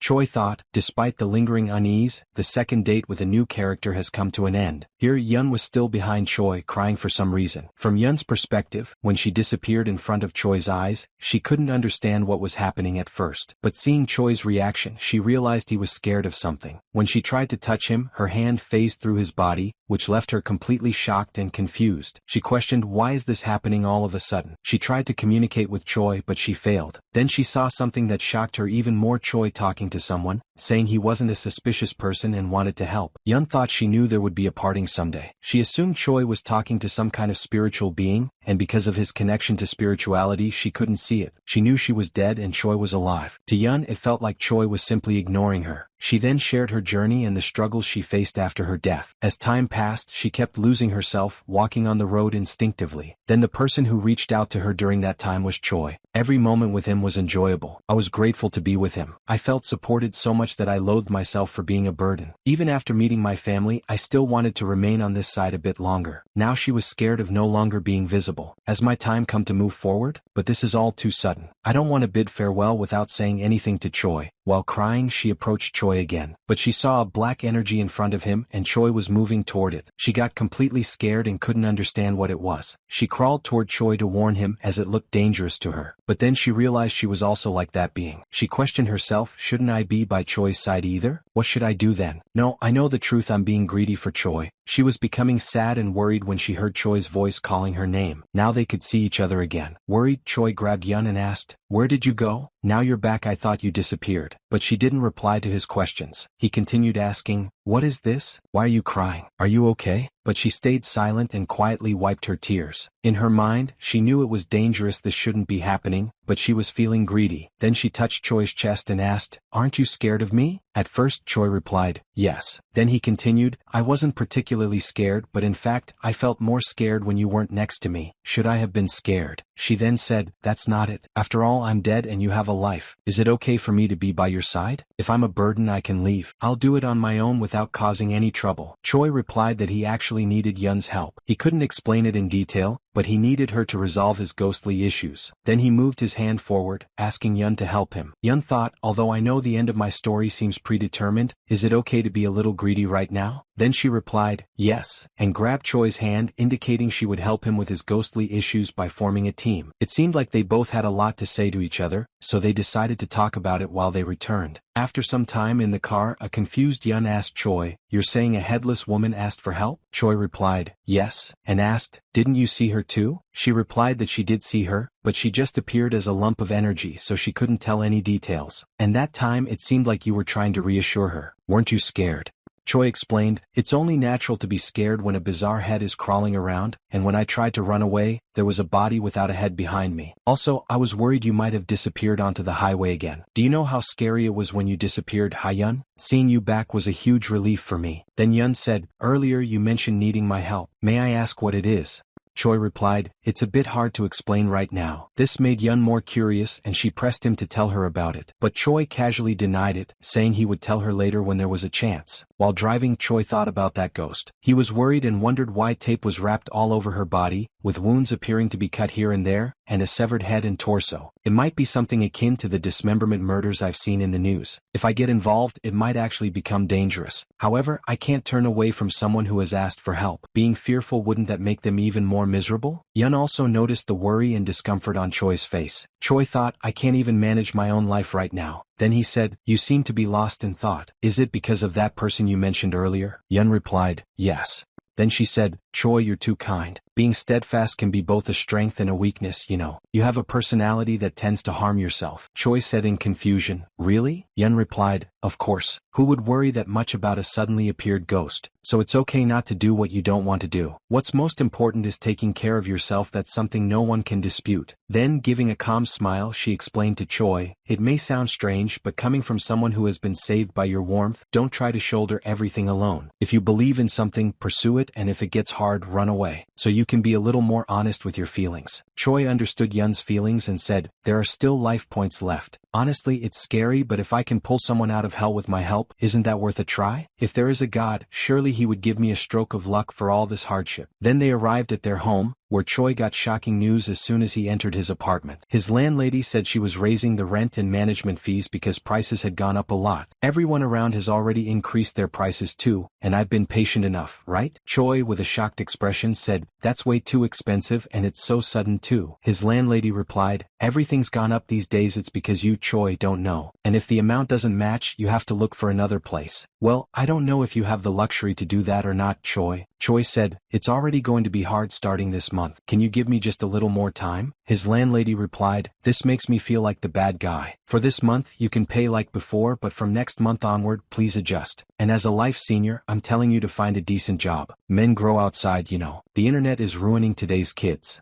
As soon as the landlady left, Yeon yelled, I mean, does it even make sense to raise the rent in this tiny basement? And why is her tone like that? That's just bullying. Choi, also crying, said, Yeon, what should we do now? At this rate, we might get kicked out. Choi sat at his desk, scrolling through his email for job listings. He found one for ad video editing and quickly replied, I can do ad editing. I'll send a different portfolio soon. Yeon watched him quietly, her ghostly presence a silent comfort. Noticing his stress, she said, why don't you call my dad? I saved some money, he'll give it to you. Choi smiled softly and said, I appreciate your kindness, but this is my job. It's okay, I'll manage somehow. He stepped out to a convenience store to grab some food, snagging a 2+1 deal 3-cup noodles and 1 instant rice for 8,500 won. Checking his account balance, he saw 98,671 left and thought, I can make it through this month somehow. At least Yeon doesn't need food, right? He considered asking his mom for help but shook his head. Something in the past with Hyo-jong had left him too embarrassed to ask her now. Plus, he had a police investigation tomorrow and a new date pending in the game. I'll deal with what's in front of me first. I can worry later. If it gets bad, I can pick up a same-day part-time job. I've managed on my own so far. The scene shifts to Choi streaming, chatting with his audience who were pushing him to play a horror game. He laughed, are you guys serious? It's not that I can't do it. How do you win when the opponent's top player has 10 kills? Yeon, watching from the side, noticed it was already 9 p.m. Choi hadn't slept, juggling editing and preparing for the broadcast. She thought, this is too much. Is he okay? Talking to his audience, Choi said, it's just bad luck, not skill. Believe it or not, I got a scholarship in school. I got a decent brain, you know. I'm just off today. Should we stop the game for now? Yeon slipped into the kitchen, hoping to help. She thought, he's surviving on 1 cup noodle a day. He'll collapse at this rate. If I could move objects, I could do something. Spotting dirty utensils, she tried to pick them up with all her strength, but they didn't budge an inch. Is it the weight? I'm okay if I focus, but I can't even lift a frying pan. Sadness hit her. She felt useless to Choi. If I had a body, if I were alive, I could help more. She slapped herself, snapping out of it, and decided to practice until she could manage. Back with Choi, an audience member asked about Hyung, his missing friend. Choi paused. I haven't heard from him. I tried visiting his house and calling, but no answer. Since he went missing, I've kept trying, but nothing. I hope he's safe. The chat buzzed with worry. Something might have happened. And it's dangerous lately, maybe he was kidnapped. Then someone mentioned a news article. Did you see the story about the body found in the mountain? Another said, they claim a ghost told someone where she was buried. The chat went wild. It's a hoax, and sounds like the murderer made up the ghost story. Choi froze, sweating as he realized they were talking about him. He saw a news article on his screen, body found near Freedom Road. The discoverer claimed a ghost led them. He couldn't believe it was published. Comments piled up, probably the murderer saying they saw a ghost, and why pick a random trail and dig there? Choi understood they were pointing the blame at him, implying he, the one who reported the ghost, was the killer. Articles spread online and he'd been clueless until now. He muttered, what's with these news articles? He thought, I was questioned for an hour at the station and no one mentioned this. Isn't it fine since there's another investigation? Am I going to be framed? What if my info leaks? Will anyone believe the truth? Suddenly Yun's doll Manya came to life, holding a spoon and calling Choi's name. Shocked, he realized Yun had possessed it. The audience saw the doll move and heard her voice, sparking chaos in the chat. They thought it was a prank, saying, is this a hidden camera? Yun caught fell to the floor saying, I'm a doll. Choi quickly ended the stream saying, something urgent came up. Yun apologized. What do we do? I messed up. I didn't mean for this to happen, I just wanted to help. Instead of getting mad, Choi burst out laughing, picking up the doll. What is this? How did this happen? You look so funny right now. Despite their struggles, they were holding on together. Choi thanked her. I've been stuck in my worries alone. I didn't realize I had such a dependable ally beside me. It cleared his mind. He asked, there's a problem, can we talk it over together? Yun nodded eagerly. Tell me anything. Choi wondered, how long has it been since I asked for help? The scene shifts to them walking somewhere in the pouring rain. Yun said, it's pouring. Are you sure you're okay?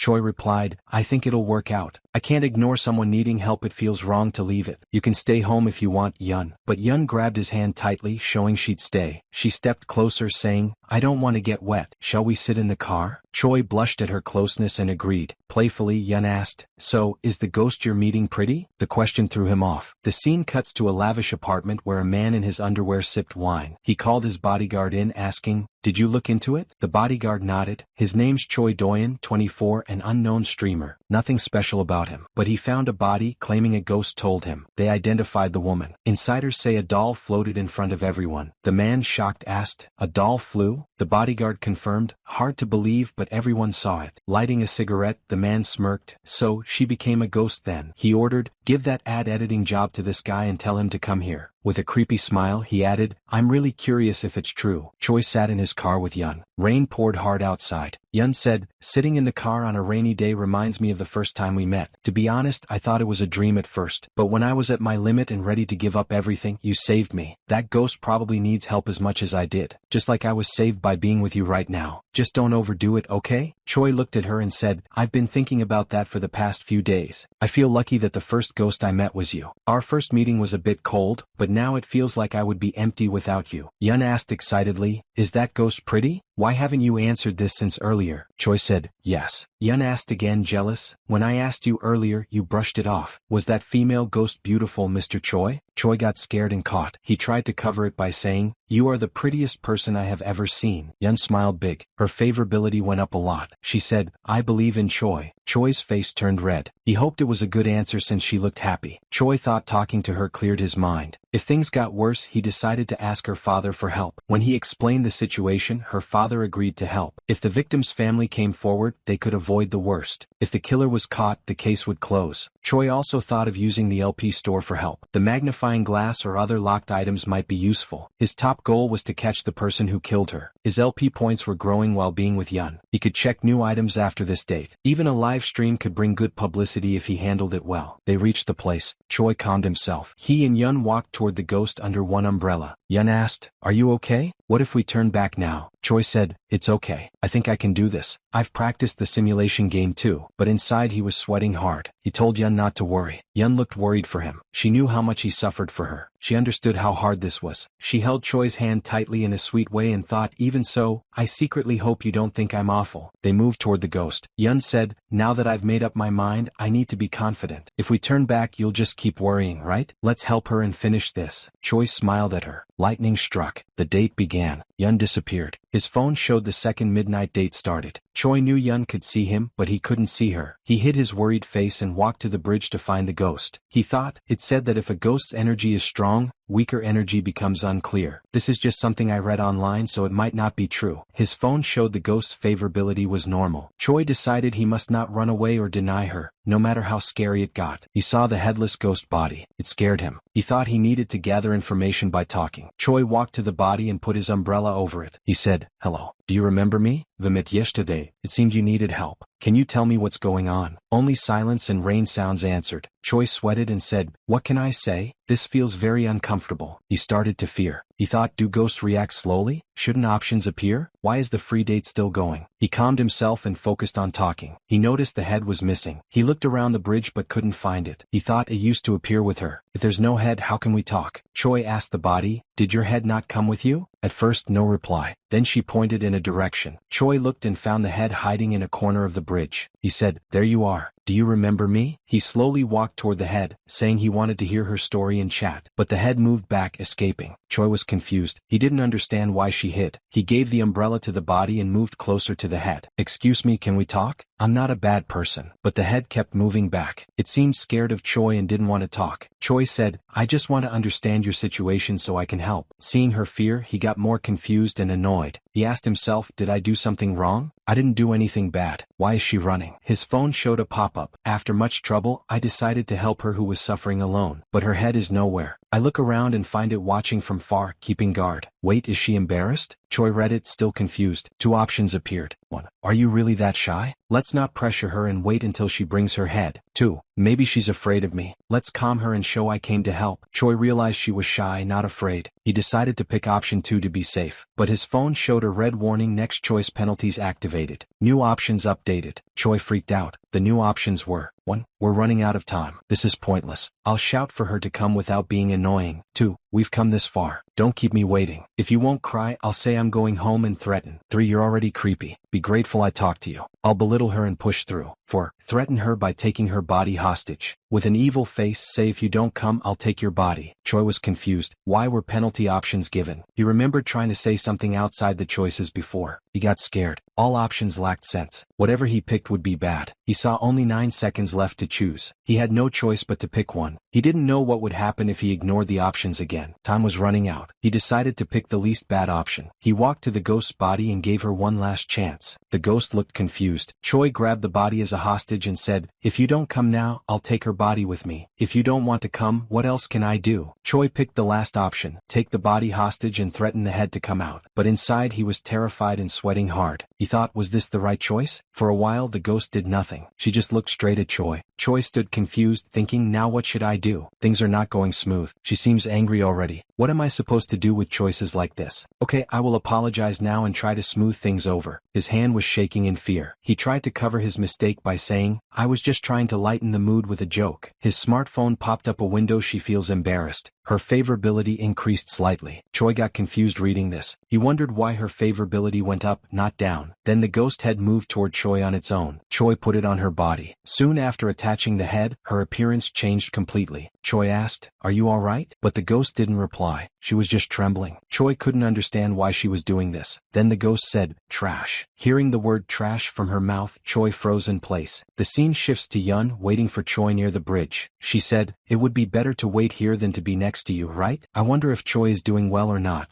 Then Yun noticed something. A strange light came from the bridge where Choi was supposed to be. Choi stood with the ghost. She was still quiet. Her body was wrapped in tape. She slowly muttered, what's going to happen now? What should I do? Choi couldn't understand what she meant. He asked, I don't understand. What do you mean by, what's going to happen? I just wanted to help. The ghost explained. She was asking for the condition to help. She said, you must be thinking of asking for something, right? Earlier you said my body would be enough. Choi freaked out. He didn't mean it that way. She took his words wrong. Choi tried to explain, it was just a joke to lighten the mood. I genuinely want to help you. She said, well, it's okay. I know there's no kindness without a reason. She cried while saying this. She continued, I will do whatever I can. So could you please help me get out of here? It was the same feeling Choi felt when he first met Yun. Choi clenched his fist and thought, what has she gone through to have such an expression and say such things? What the heck does this game want to do with me? Picking up his umbrella, Choi said, since I heard your request for help yesterday, I've been worried about it constantly. So don't worry. I want to help as much as I can. In his mind he thought, what sin did these people commit to suffer like this? Choi asked the ghost, can you tell me what happened? Why did you avoid me? I need to know the situation to help. And of course you can tell only the parts you can share with me. After hearing this, the ghost got emotional and started to share her story. She said, just in case, I was scared that you would run away when you saw me. Crawling around with just a head, even I find it disgusting. If the only person who showed up ran away, I think I would really go insane. I wouldn't be able to endure it anymore. I was too scared to approach and just felt fear. Choi realized that last time, when he died by being pulled into the deep water by the ghost, it was because she was scared. Choi said sorry to her for listening to her side. But the ghost didn't understand why he said sorry, so she asked, why did you say sorry? For what? Choi covered it up by saying, it's nothing, just talking to myself.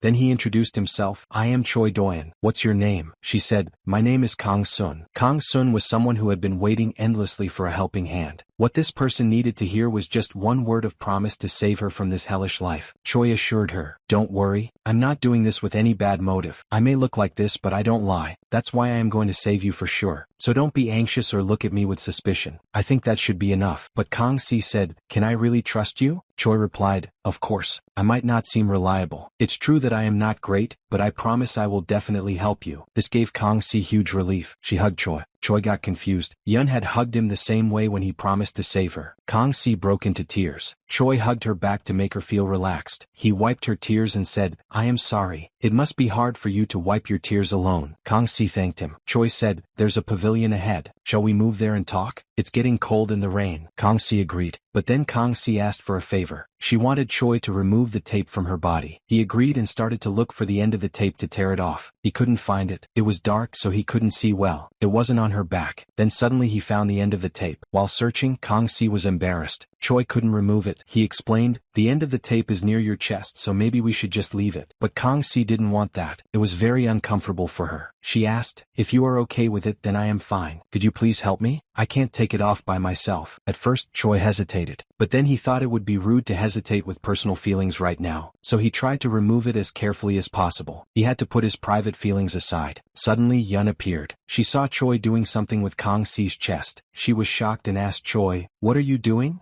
Then our scene shifts to a police station, where a detective is examining Yeon's body case. He prepares a report. It states that the victim suffered severe trauma and heavy bleeding from a vehicle collision, with fatal injuries to the head and chest. The first person who called the police was Choi Do-yeon, age 23, a live streamer. According to the forensic results, the incident happened during his military service or leave, and he has no connection to the victim, and the doll was floating in the sky. A junior officer calls him and says, Senior, Yang Cheol wants to grab a coffee. The senior says, what, are you paying? The junior replies, aren't seniors supposed to pay? The senior laughs lightly, that's just a stereotype, man. And don't wear that jacket. It really doesn't suit you. After some time, both officers stand outside in the rain, smoking. The junior asks, you seem busy these days. Is everything okay? The senior sighs, don't even ask. I wish I had a break. It's been a year since that incident and there are still so few clues. And thanks to the media making it big news, the pressure from above keeps growing. It's driving me crazy. The junior asks, why are you so stuck on that case? I heard our team took it because of you. It's already a risky case. If something goes wrong, it'll be a disaster. And I also heard the first caller among the suspects should be removed from the list.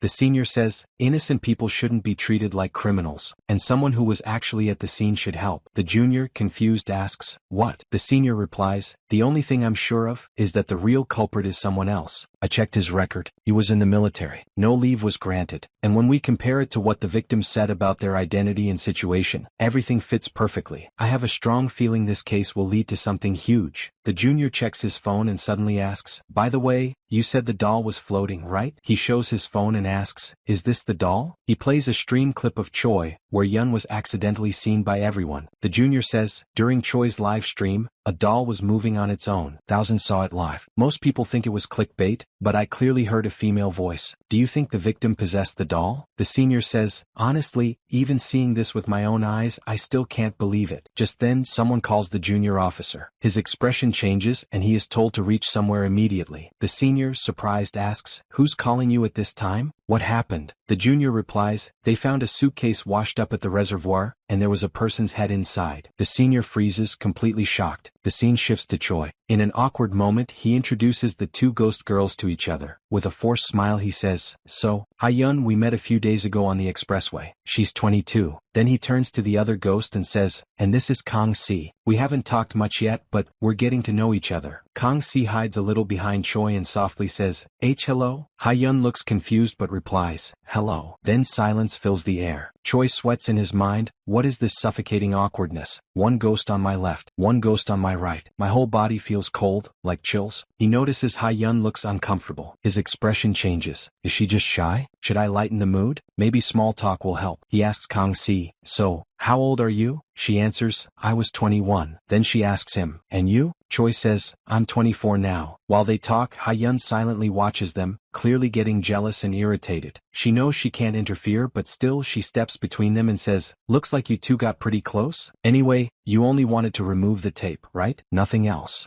Choi panics, "Of course. I just wanted to help, it looked uncomfortable." Hyun says, "Fine. I'll remove it then." She starts pulling the tape off very fast and violently. Kang Si flinches in pain. "Ow, slowly please." Hyun interrupts, "Sorry it's stuck. Almost done. Just bear with it." Choi thinks so ghosts can touch things freely. Interesting. He remembers the moment Hyun confronted him earlier. "Are you really removing the tape? Or were you planning something else?" He shivers and thinks, "I've never seen her look that scary. I was honestly scared back then, but maybe it was better like this." He picks up his phone and mutters, "I don't know why I'm seeing her again, but now Kang Si is added too. Targets doubled." He continues in his mind, "In a normal dating game you choose one route and finish it. But this isn't just romance. I also have to free spirits from their regrets, so they can rest." Then a darker thought hits him, but what happens if a spirit can't let go? What happens to the one I don't choose? Finally the tape is completely off. Kang Si bows to Hyun and says, "Thank you." Hyun stares at her and whispers, "Your skin is so pale, like a baby." Kang Si blushes, "Thank you, you're pretty too." Choi quickly jumps in,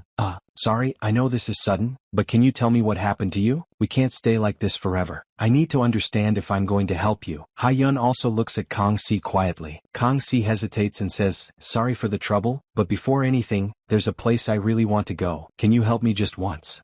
Choi is stunned. The next moment they are in Choi's car. Kang Si says, "I'm sorry for asking suddenly. I'll make it up to you, I promise." Choi answers, "No, it's fine. It isn't that far." He asks, "The place we're going, that's where you lived, right?" Kang Si nods. Hyun asks, "So you're going to see your family?" Kang Si answers casually, "No. I used to live with my grandmother, but she passed away. That house is the only thing she left for me." Flashback young Kang Si smiling, living peacefully with her grandmother. She whispers, "That's also the place where I died." Hyun, confused, asks softly, "Then, what happened to you?" Kang Si hesitates. We see another flashback. A strange woman torturing her. Kang Si is tied up in a bathroom. The woman says angrily, "I didn't mean to go this far, but it's your fault. So tell me, Kang Si, what's your grandma's bank password?" Her face shows clear intent to kill. Back to present. Kang Si says quietly, "It's not a nice story. Is it okay if I don't talk about it?" Choi looks worried but nods. "It's okay." Kang Si then asks, "You two seem close. Can I ask what your relationship is?" Silence. Hyun freezes. Choi panics and says,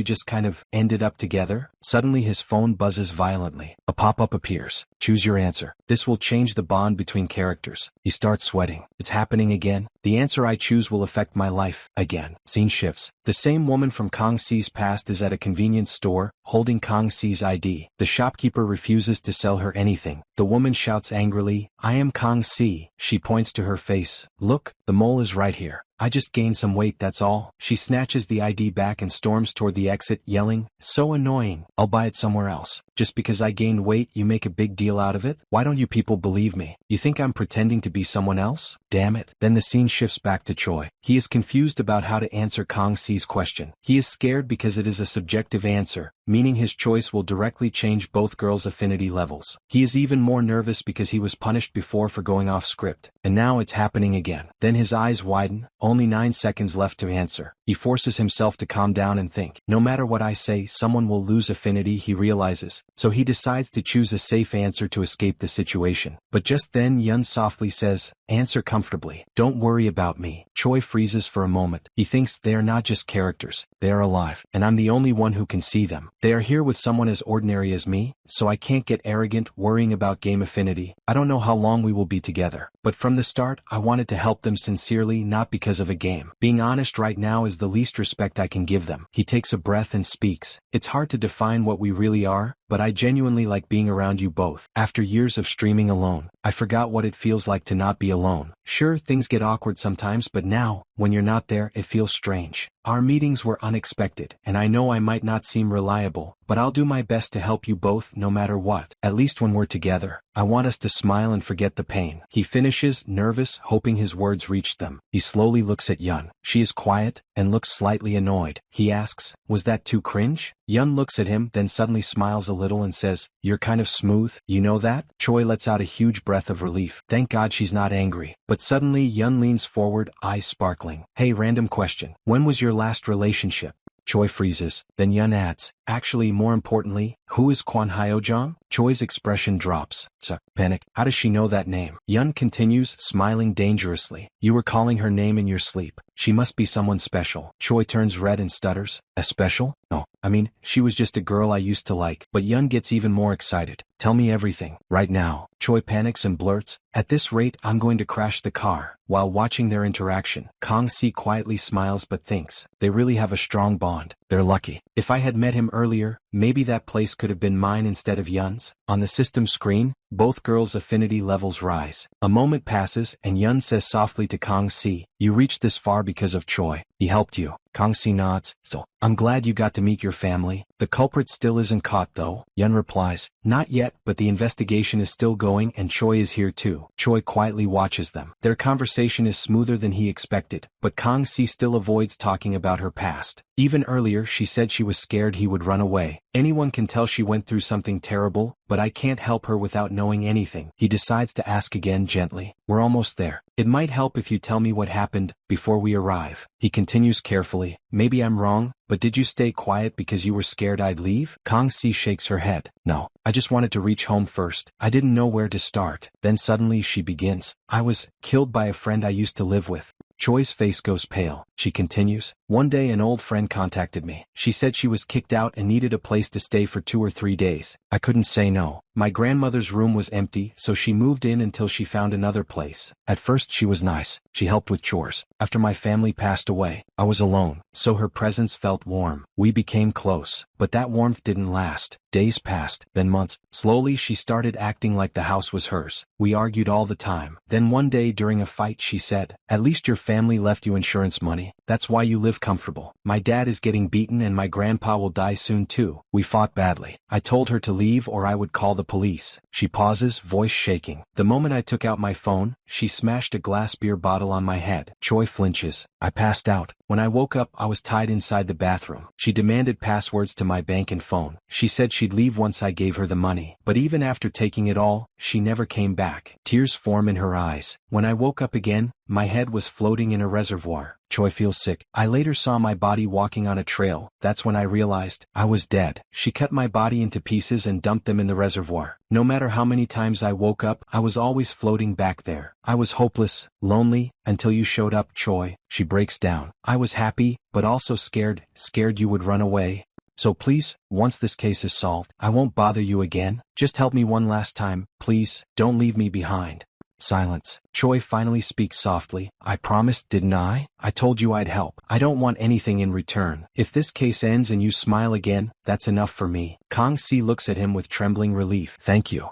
They reach the destination. A dark apartment building, lights off, rain pouring heavily. Choi opens the door and holds his hand out. Kang-si takes it carefully. Now the three of them stand under one umbrella. Choi in the center, 2 girls at his sides. Kang-si notices Yun holding his hand so naturally like someone close. She thinks, he is helping me because he is kind, but even if I'm dead, I want to feel wanted, just once. Suddenly she grabs Choi's other hand. Choi and Yun both freeze. Kang-si quickly says, I don't want to get wet in the rain, and they walk inside together hand in hand. At the apartment door, Choi presses the bell. Yun peeks inside. Seems like no one is home. Kang-si says, if I give you the code, can you open it for me? Just once? I want to see inside again. Choi enters the code thinking it's her house. It should be fine. Suddenly, footsteps. A shadow appears behind him. A woman speaks with a sharp voice. What do you think you're doing in someone else's house? Choi turns, heart dropping cold. It's her. The same woman who pretended to be Kang-si. She smirks. This is my house, and you're trying to break in. Kang also saw that lady and froze completely in her place. Then Choi's smartphone gave a warning pop-up saying that Kang-si's mind is starting to shake. But Choi stood there. An awkward silence filled the air between him and that lady. Choi nervously stuttered, "Are you the house owner? But this is clearly Kang's house. I'm sorry. Maybe I confused it with another house. Is this Kang Si's house?" Hearing this, the lady looked uncomfortable. Then she said, "I am Kang Si. Who are you to go through my door lock without permission?" Choi was shocked. He couldn't understand what was going on. Then he turned around and looked at Kang, who was completely staring at the lady without saying a word, without showing any reaction. Choi tried to ask her what was happening, but before he could say anything, Kang spoke in a cold voice. "Are you seriously living in this house shamelessly after everything that happened?" Scene shifts to a flashback. Kang's grandmother was alive and lying in a hospital bed. They were spending their last moments together. Soon after, her grandmother passed away. Her only family member, the only person who loved her without conditions, was gone. At the funeral, some people suddenly grabbed Kang by the collar, shouting and asking for money that her parents had borrowed from them. She also found out that her father had taken loans from many banks. Now, she had only 3 months to reject the inheritance before all the debt would come to her, including the house itself. So she backed out and used all her grandmother's saved money to protect the house from the bank. She was now completely broke, but she couldn't let go of the house. It was filled with memories of her grandmother. One day while cleaning, an envelope fell on the floor. It was a letter from her grandmother. Inside it, she had left some money for Kang. She had planned to give it to Kang for her marriage, but she became sick before she could. Kang broke down, realizing that even after death, her grandmother was still worried about her. Even with no family or relatives left, she decided to live strong. She pushed herself into her studies with everything she had. The harder life became, the harder she tried, because she believed her grandmother was watching her from heaven. Scene shifts back to the present. The lady in front of Choi looked confused and scared, because Choi was speaking to someone in the air that she couldn't see. Choi asked Kang, "Her name is Kang Si? Can you tell me what happened?" The lady didn't understand anything, so she called the police. She accused Choi of trying to break into her house. Choi tried to explain, "I think there is a big misunderstanding. Can we please talk for a moment?" But Kang angrily said to the lady, "Honestly, I thought you would at least feel a little guilty after what you did. I was ready to forgive you if you really regretted it and paid for it." The tension grew heavy. Yun grabbed Choi from behind out of fear and whispered, "Run, don't go near her." Then again Choi's phone buzzed with a warning. Kang's mind is collapsing. Then messages flooded his screen. She is suffering physically. She is in despair. She is sad. She is furious. She is blaming herself. One message after another kept appearing non-stop. Choi was stunned. What is happening?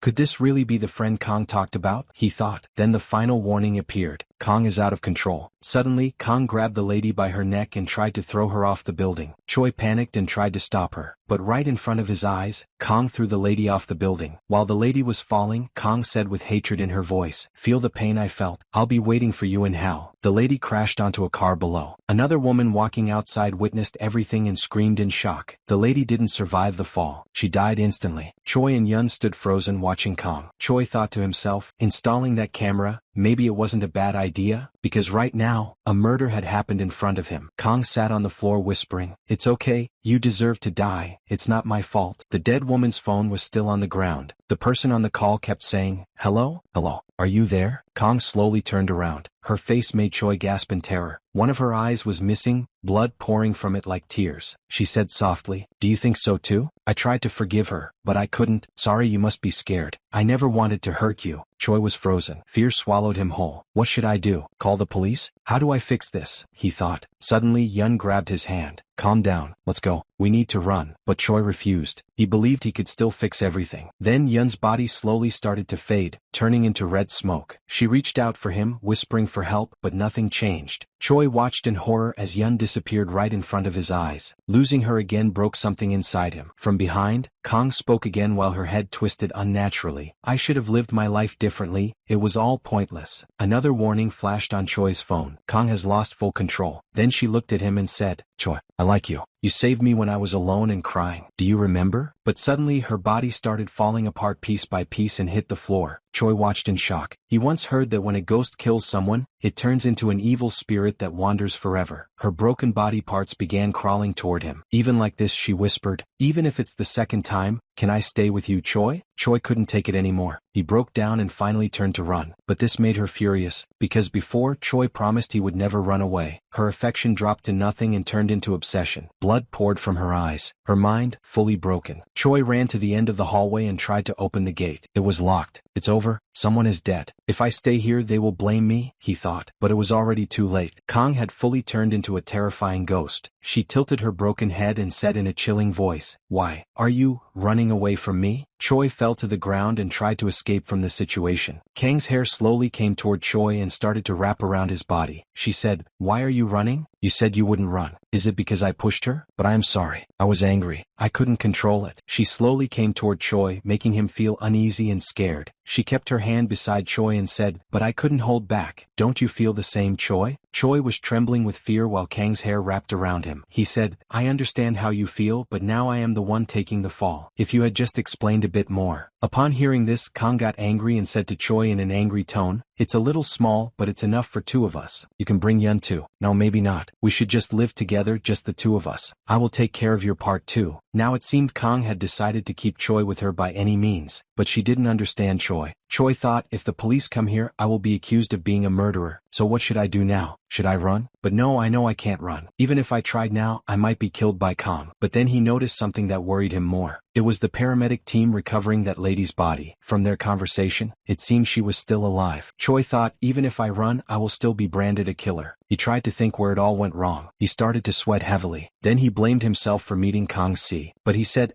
was it wrong to try to help someone beyond my reach? If only I hadn't installed that game.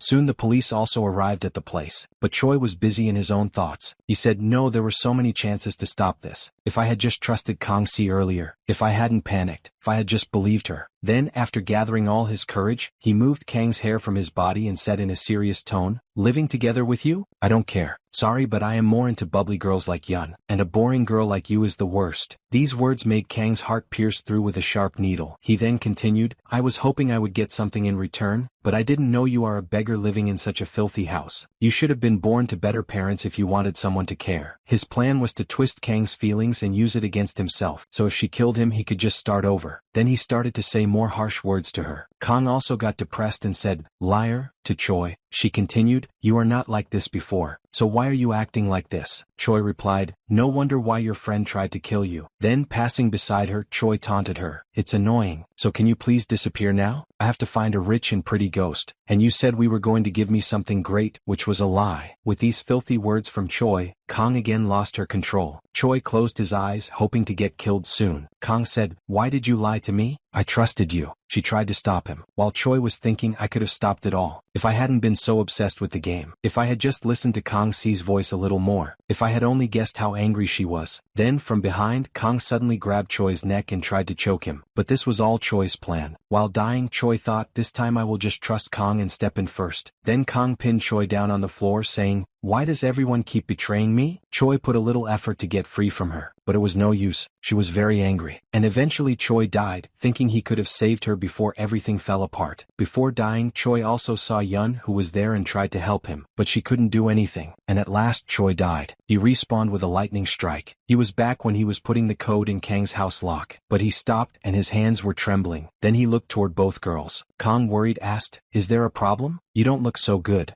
But Choi only said, "Thank goodness," and hugged both girls. Kang couldn't understand what was going on, but she still felt good. Yun also questioned him, "Choi, what are you doing all of a sudden?" Then Choi realized and, in embarrassment, tried to cover up his mistake by saying, "Sorry, I got emotional for a second. I just meant we should hang in there together." Then the lady came who asked them, "Who are you?" She was the root of all this problem. She said, "What are you doing in front of someone else's house? Could you move, please?" Seeing that lady, Kang again got angry and started to lose control. But before she lost control, Choi kept his hand on her head, making her relaxed. He said, "This is the friend you mentioned, right?" and asked, "Can you tell me her name?" By Choi's action, Kang got emotional and told her name, which was Kim Yoon-kyung. He went to meet that lady saying, "It will be tough, but would you trust me with this?" To Kang, he said, "I will try to fix everything." In his mind he said, "This time I won't run anymore. I will face it straight on, and I must not be shaken." Then Choi moved forward and said to that lady, "I am sorry. Did I make a fuss? I have a lot to ask. May I ask a few questions?" But that lady didn't answer any of Choi's questions and directly called the police. She said to the police, "A man is standing in front of my house and won't let me in, so please come quickly. I think he is a crazy guy." But still, Choi kept repeating his question, "I have so many things I want to ask you." And he had secretly started his phone's voice recorder. Then he said, "Where did you bury Kang's body after killing her?" After listening to this, that lady got numb. She put her phone down. She froze inside. like something heavy struck her heart. She clenched her umbrella tightly. Then in a low voice she said, "What are you saying? Are you insane?" She continued, "Are you mentally ill or something? I told you I am Kang Seun. I just gained a little weight, that's all." Choi said, "I saw this in a video once. A woman who faked her death report and lived under someone else's identity. At the time I thought no one could do that for real. And now we see that the woman also got this idea from that video only while watching it on her PC." Then Choi said, "Are you planning to live your whole life inside a lie like that? Did you think you will never get caught after doing something so horrible?" But that lady still refused and said, "What the hell are you saying?" She continued, "Did you come here just because you saw my name on a delivery box or something? Don't tell me you did a background check. You know that's a crime, right?" Choi replied, "Background check? You are not Kang, if you have even a shred of conscience." But then that lady lost her control and temper and started shouting at Choi. She said, I said I am Kang Seun. You show up out of nowhere and talk nonsense. Do you even know me?" Kang and Yun were also watching this and were shocked after seeing that lady's reaction. Then suddenly the officer on the other side called and told the caller to reply. Seeing this chance, that lady shouted for help from the officer. She said, "Help me. This crazy man is stalking me." And Choi couldn't do anything except watch her. He asked, "What's going on?" Then he noticed that people from other apartments were also coming out because of that lady's shouts. Everyone looked confused. They heard a woman screaming, and they also thought of calling the police. Then that lady tried to convince other people by acting dramatic. She sat down, holding her stomach, and said that man was trying to kidnap her. "Please someone help." Choi understood her plan, but he couldn't do much. He tried to explain to everyone that she was lying and making things up. This woman was talking nonsense. Then suddenly his smartphone showed a message that Kang was starting to get angry. Choi looked at her and thought this wasn't good. If this kept up and she got angry, he had to do something. So he decided something. He shouted to other people and tried to explain that this woman murdered someone precious to him. With this statement, Choi killed two birds with one stone. He calmed down Kang and also ended that lady's drama. Then after some time, police arrived, but the news he got from them was shocking. He said, "What are you talking about?" The police officer told him that they already checked her ID and there was nothing suspicious. They didn't find anything wrong with the audio file either. "Still, we need to separate both parties for questioning. Please come with us to the station." Choi couldn't understand how this could be possible. He said he would cooperate with whatever investigation they wanted, but at least please check that woman's identity. Choi continued, "Why aren't you doing this? Can't you at least take her fingerprints? I am telling you she killed someone." We saw that lady was still continuing her drama, crying in front of everyone, making them believe she was the victim here. But then that policeman said resisting here would only make things worse. "Let's not make the situation worse. Let's talk calmly at the station. We will look into the call later separately." The police believed that lady's story and thought Choi was a suspect. But Choi looked toward Kang in a very confused way. Kang told him that she was lying and told him to trust her. Choi was confused, but his mind was not ready to give up this early. That's why he shouted at everyone who was present there and said, "Does anyone know Miss Seun? Even if you don't know her name, if you recognize her face, please help me. Anything at all will help." But no one came forward. Except someone came saying that woman was not Seun. She was an old woman who said, "I thought she just went off to work somewhere since she hadn't shown up." If what the young man says is true, then that girl's really done something awful. That old woman told the policeman that Kang used to live with that lady, and she used to hear them arguing a lot. She lived next door for years, of course that's why she knew. Now that lady also saw her lie getting exposed. So she again shouted to keep her lie going. She said, "What nonsense are you spouting?" The old woman's senile. She doesn't even recognize the neighbor's face. Then a lady officer told her to calm down. But she said, "How am I supposed to calm down? She has been painting me as a murderer this whole time. If you are here to arrest a criminal, then hurry up and take him." But before she could finish her sentence, Choi came and gave her a tight slap on her face. Kang also saw this and got worried for Choi and got emotional too. Then police officers came between them and tried to stop the fight. They said, "What do you think you are doing? You are now being arrested as a suspect caught in the act." But Choi got furious and said, "Fine, arrest me if you must. I am the accused now and she is the victim, so you should at least hear my side too, shouldn't you?" We saw that lady's cheek got red hot due to Choi's single slap, and now they had a witness from their neighborhood, so they had to check her identity again. But in this process, both of them had to come to the police station. Then our scene shifted to the police station after some time. We saw Choi seemed a little tense and worried. That's because he was locked in a cell with Kang. Then in a flashback we saw how Kang got together with Choi and locked in this cell. When Choi got in the police car, suddenly Kang jumped herself into it, and unintentionally he ended up in the holding cell with her. But he couldn't help but worry about Yun who was left behind. He even didn't tell her that he would come for her after the questioning. But then Kang said sorry to him and continued that this was her fault. But Choi denied this, saying that this happened because of what he did. And they said we would only be held until the investigator arrived. So hopefully nothing too serious happened. In the end, that woman was being investigated too. Kang looked at Choi with hope in her eyes. Then she said, when we are together, I feel strangely at peace. I hated her to the point it was unbearable, but when Choi believed me and got angry for me, my emotions started to settle little by little. I am sorry I didn't mean to drag you into all of this. For which Choi replied, no, I am the one who is sorry, I haven't been much help. But Kang said, no, you have done so much for me already, how can you say that? Choi said, but still I promised, didn't I? To take you home. In the end, we didn't make it to your house and wound up in a holding cell. So technically I broke that promise. The promise was to take you back home. Once this is all over, I will come get you tonight. We saw that Kang got blushing due to how Choi was compassionate about helping others. Then by mistake their hands touched each other. Kang was thinking that if only they had met a little earlier. Then Kang grabbed Choi's hand like a romantic scene, which made him embarrassed. And Kang said in her mind that how long had it been since she let herself lean on someone like this. Then she said to Choi, just a little longer, let me be selfish just a little longer. Kang here felt good leaning on Choi. But Choi was thinking of Haeyeon as he left her behind and told her to wait until sunrise. Then sunrise happened and now Kang's ghost would disappear soon. But she didn't want to leave Choi's side as she was scared that this was all just a dream. She was scared what if this person ended up hitting her. She was scared that she might start to want more. Then she slowly started to disappear. Choi also saw her disappearing and said to her that even if something happened and he was a little late, he would definitely come for her. As I am already busy, but you won't start hating me again or run away, right? And at last she finally disappeared, giving him a calm and cheerful smile, saying she wouldn't run next time. And she also thanked him for his kind action. Then his smartphone showed him a love score assessment message, in which he earned 90 points and 1 death penalty, and his romance rank was C. A message also showed that Kang's affection had increased a lot, so bonus LP points granted. But still Choi felt like crap in that cell. Then suddenly a call came from a deleted contact from his contact list, and he was completely shocked to see this. With a fearful voice he picked up the phone, and we got to know it was his friend Hyung who sent this game link to him. Then our scene shifted to his perspective where he was standing at the top of a building and ready to jump. He said sorry to Choi and continued that please forgive him for trying to push everything onto him. He had no choice if he wanted to survive. We saw that someone was banging on that roof door. It meant someone was after him. So in a hurry he said to Choi that there was not much time he had left, so listen closely, this would be the last time he called him. So whatever he did, don't be good to them.